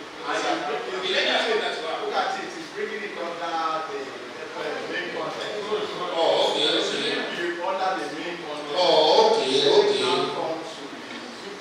This thing, okay, this learning outcome, as you mentioned, should come directly after introduction. Yes, that is 2.0. Isn't it? So 3.0 is that we are now writing the main content.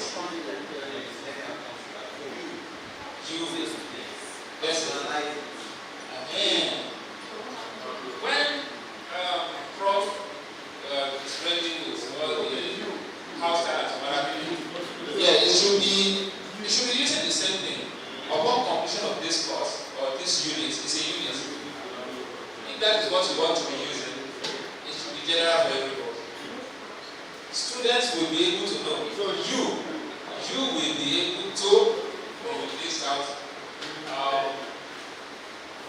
Yes, you can see the learning outcomes are well stated, isn't it? But it should come before not necessarily normal. Yes, it depends. As we mentioned, if you want to take that as your house type, you can. Because the Prof mentioned something the other time, the learning outcomes, sometimes you want to reference it. Okay, so you can number it if that is the house type. That's you. In our institution, we don't number, we just bullet, then you develop according to what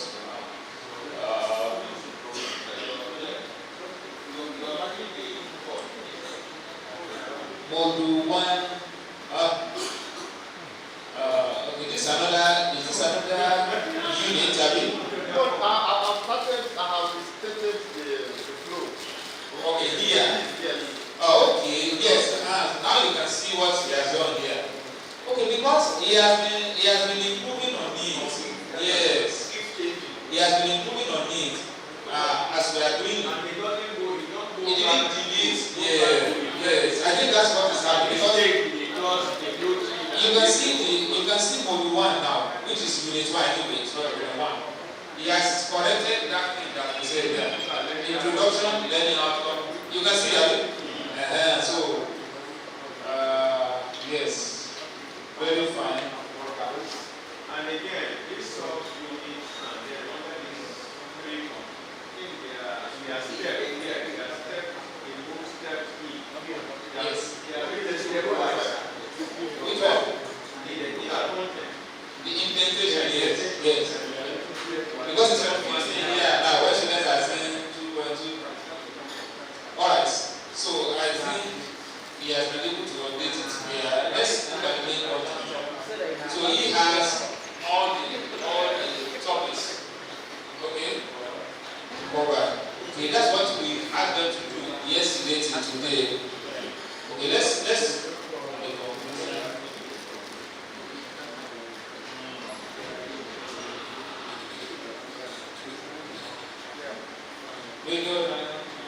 yes. So let's look at the conclusion. Okay, let's look at the final updates that he has. Oh, that's all. Oh, okay. So far you've not developed the content. You've not developed the sessions and sub-sessions. You've not done that. Yeah, yes. Just to feel. I think they have done well. Let's give them a round of applause. I think in essence, we will continue with you tomorrow. You have enough time for presentation and review tomorrow. So the essence is that what will you do like this? You go back and just one or two things and make it finer than what you have done before. By tomorrow, that one unit should be something you can showcase and even share with your colleagues that see a course material, see a unit that I've been able to develop. This is what we go online, go to AI. This is what you will see people doing. And you'll be able to achieve this within 3 days. Is a commendable effort on the part of the world. So I need to especially thank all of us and appeal that we continue building on this. My colleague will come up with the activity for tomorrow. tomorrow, that we want you to do from now till tomorrow, it will also be sent to us on WhatsApp, so that by tomorrow, before the end of tomorrow, we have the complete unit with all the contents, pictures, and everything. Then we'll present, and let's critique finally before we leave tomorrow. Thank you so much. Thank you, Dr. Bailey. I just want to clarify something again that maybe people are thinking that the output is simplistic. A unit can take about, a session can take about how many minutes? How many minutes do you say? So a section can take how long? It can take up to 30 minutes. And a typical unit can have up to how many sections? For example, we had a typical unit can have up to how many sections? It can have up to 5, 6 sections. So by the time you put 30 minutes together, it takes you about 3 to 5 hours to finish one unit of the course material. You understand? It takes a student up to 3 to 5 hours depending on the difficulty level of the course. Okay? Now, a particular set of units makes up a module. A module can take a month to finish. So because we are thinking that, oh, these things we have done deep down too much. No, it is the sectioning, the chunking that we are saying that if somebody is going to take 20 to 25 minutes or 30 minutes to finish a section, so the person needs to engage it for about 20 to 30 minutes. It's not a unit that they are engaging with for 20 minutes. It's not a unit. A unit takes about 3, 4, sometimes 5 hours. Because a unit can be up to 7 or 10 pages of the course material. A unit of the course material can be up to 7 pages. And by the time you have 5 units making up a module, that is 7 pages times 5. How many pages? That's 35 pages makes one module. Now, how many modules did Dr. Bello say is in one course material? You have 5 modules. So 35 pages in 5 pages.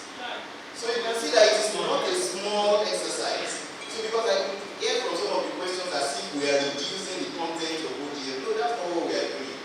This thing is just that they need to be chunked in manageable ways so that a student can say, okay, the 30 minutes that I have today, I want to cover this part. So another 1 hour that I have tomorrow, I want to cover this and that.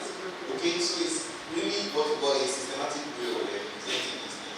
Just to clarify that so that we don't go away thinking that ODL is not being things that. Okay. Sorry. So now let's take a look at what we have. There is a take-home task for us.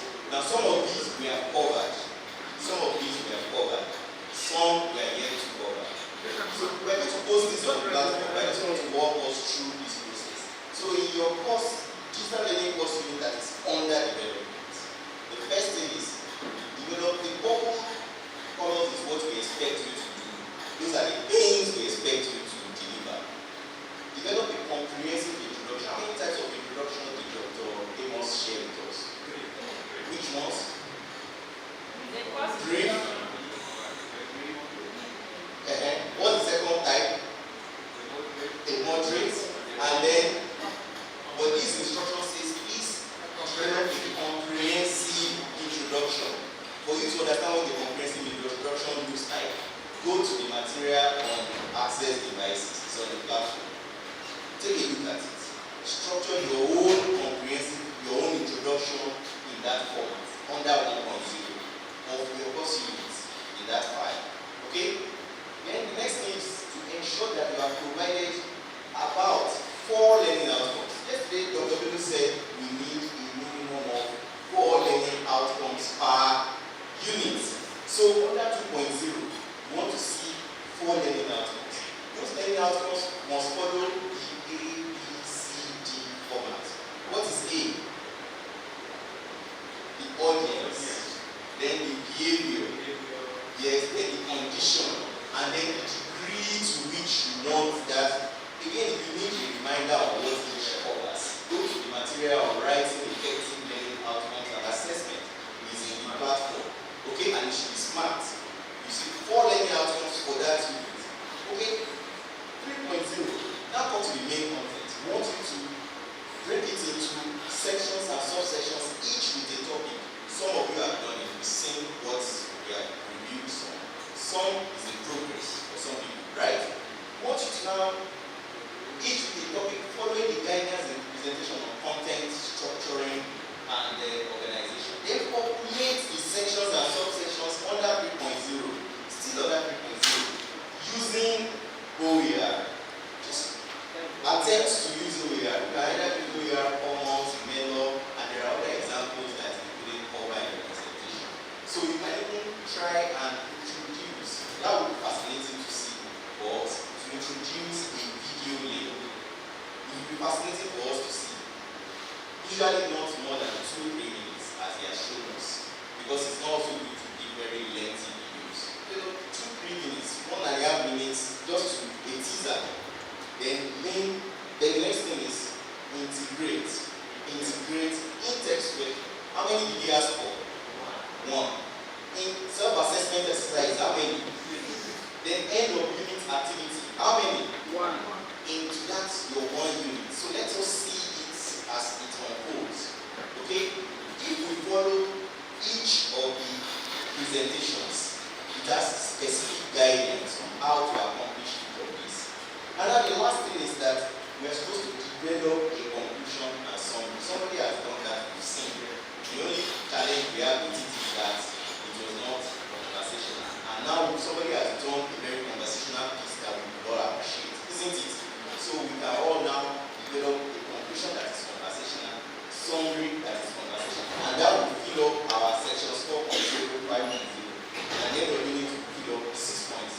So by tomorrow morning, we'll be expecting to see, and well, we will be up most of the nights looking at it, because really that was what we did last night. We were looking at those that were populating their files. That's why we wanted everybody to put their content in that folder, so that we can be seeing who is doing what and this thing. So that's why you see that the examples we review early this morning were from what we looked at last night. And the ones we reviewed this afternoon were from the ones we saw. We are looking at what everybody is doing as we are doing it. But there was someone who did everything and just deleted it when personalities were on it. Person deleted it immediately. Then brought it back much later. I think the person knows him or herself. You understand? Because we are here. That's what we are here for.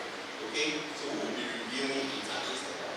And interestingly, after the workshop, it won't be during the workshop, we will also be looking at this further and calling post-workshop support. But what we'll be looking at will not be the big unit. This unit we will see tomorrow. Each person will come and present their unit. Yeah, we're going to display for each and every one of us. We have 2 full hours to do that tomorrow. Okay? So we're going to do for each and every, because that is one of the expected outcome, that everybody must have a unit that follows all these steps. Okay? Is it clear, please? Alright. And if there are no questions, I think sorry? Sorry? You may just stretch our legs. It's not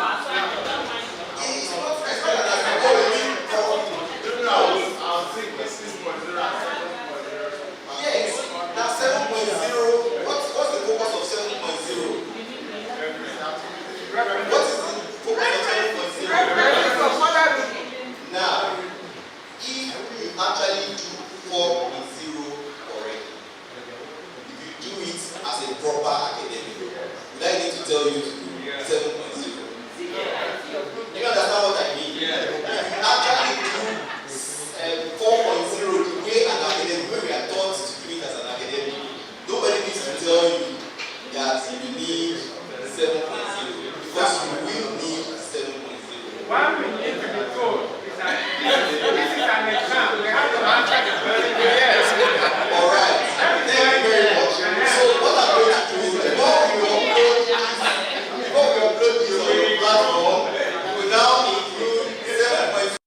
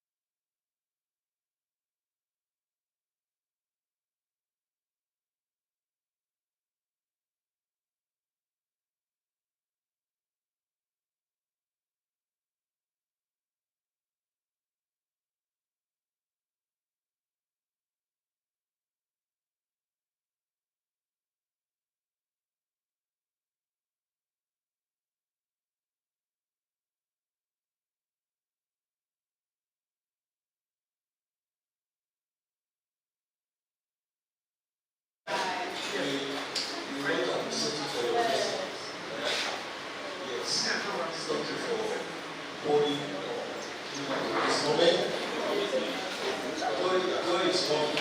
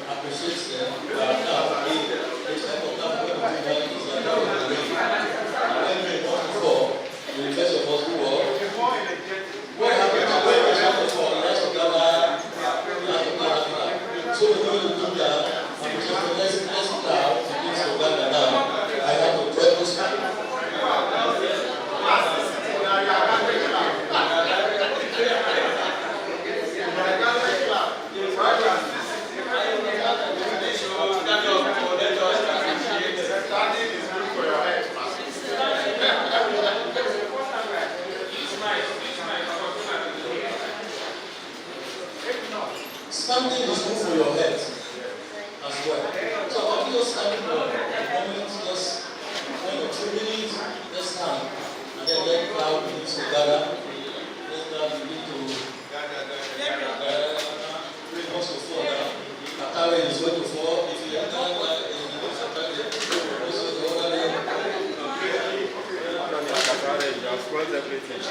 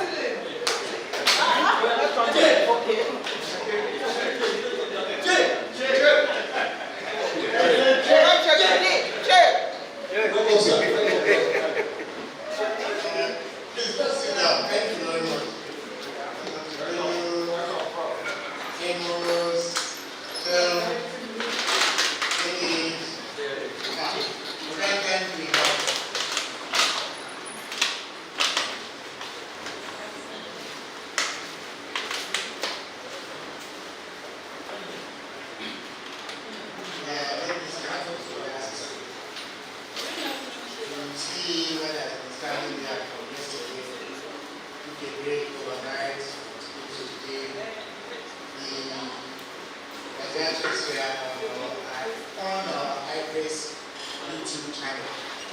So if you want to watch the full video, you visit our channel.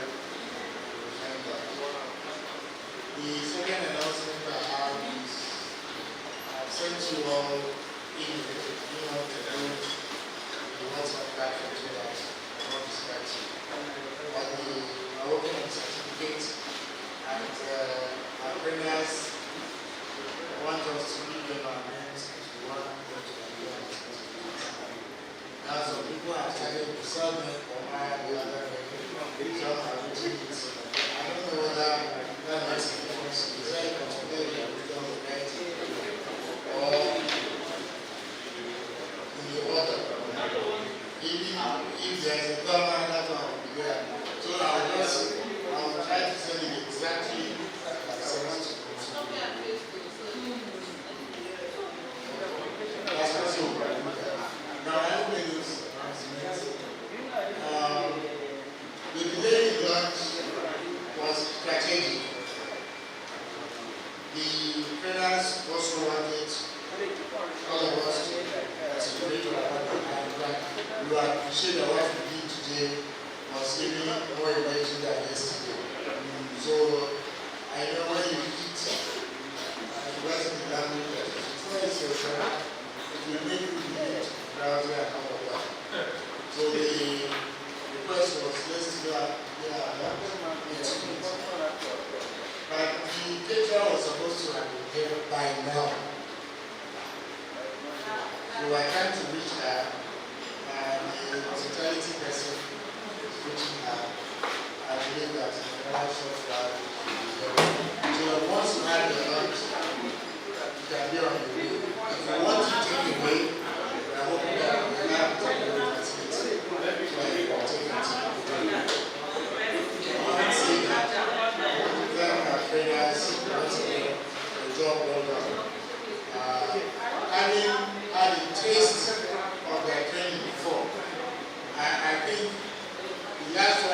gave us was just teaching us. This is the main thing, and I'm so happy for you. I believe you're also happy for it. Going forward. So please, be patient with us. Lunch will soon be there. Take it time. Take off. Don't give up and leave us with plenty food. Just be patient. I can sign them and You can sign it and write it. Yeah. I have a good news. So they are coming. So like I said, respond to my email. And we are not going to give any certificate by proxy. So I will tell you explicitly and clearly that we require for everybody to prepare 3 days before they will get the certificate. And that's why we're waiting up to this hour to be working on the certificate list. But if we don't show up tomorrow, we are already captured the certificate will go back to Abuja. We will not have it. What that means is that the next engagement we are having will take it as a big threat. So we will not probably bother it. It's not a threat, because informing in the plain language that we want support to be here tomorrow. And we started with us, let us learn together for it.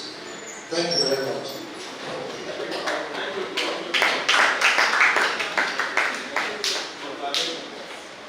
Yes, go ahead. Wouldn't it be better to develop a Google form so that we can I thought as much. the sending of our name? I've already collected almost more than So I said, let me already. assuming How of the class have got that already? Okay. More than and the majority of you are here. I think I know you mean. I only wanted to show up whether you are. Okay, and again, Prof, this course would have been better taken in a good environment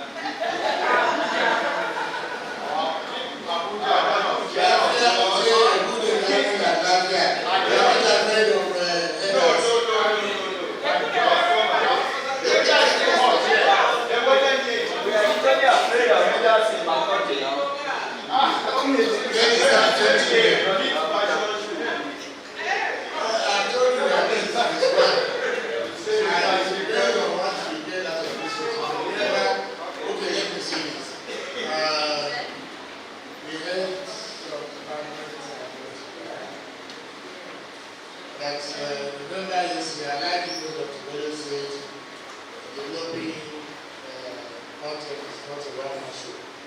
Teamwork. So what we are going to task the department to the next level as teams with what we have learned, we will at least get our 100 level courses, all of them, developed on the template we have used here, we have learned it. And so it will be a departmental affair. We have been trained, the department will see how that can be organized. We will do that, then we will take it to the next phase. Now, our traders are saying, if we make it 9 tomorrow, it will be, as we say in Nigeria, sharp. So that we have time for certificate presentation as well. And so we can leave the time. So I'm appealing. You have already demonstrated education. If you kindly try to prepare before 9 a.m. so that they can start the lot.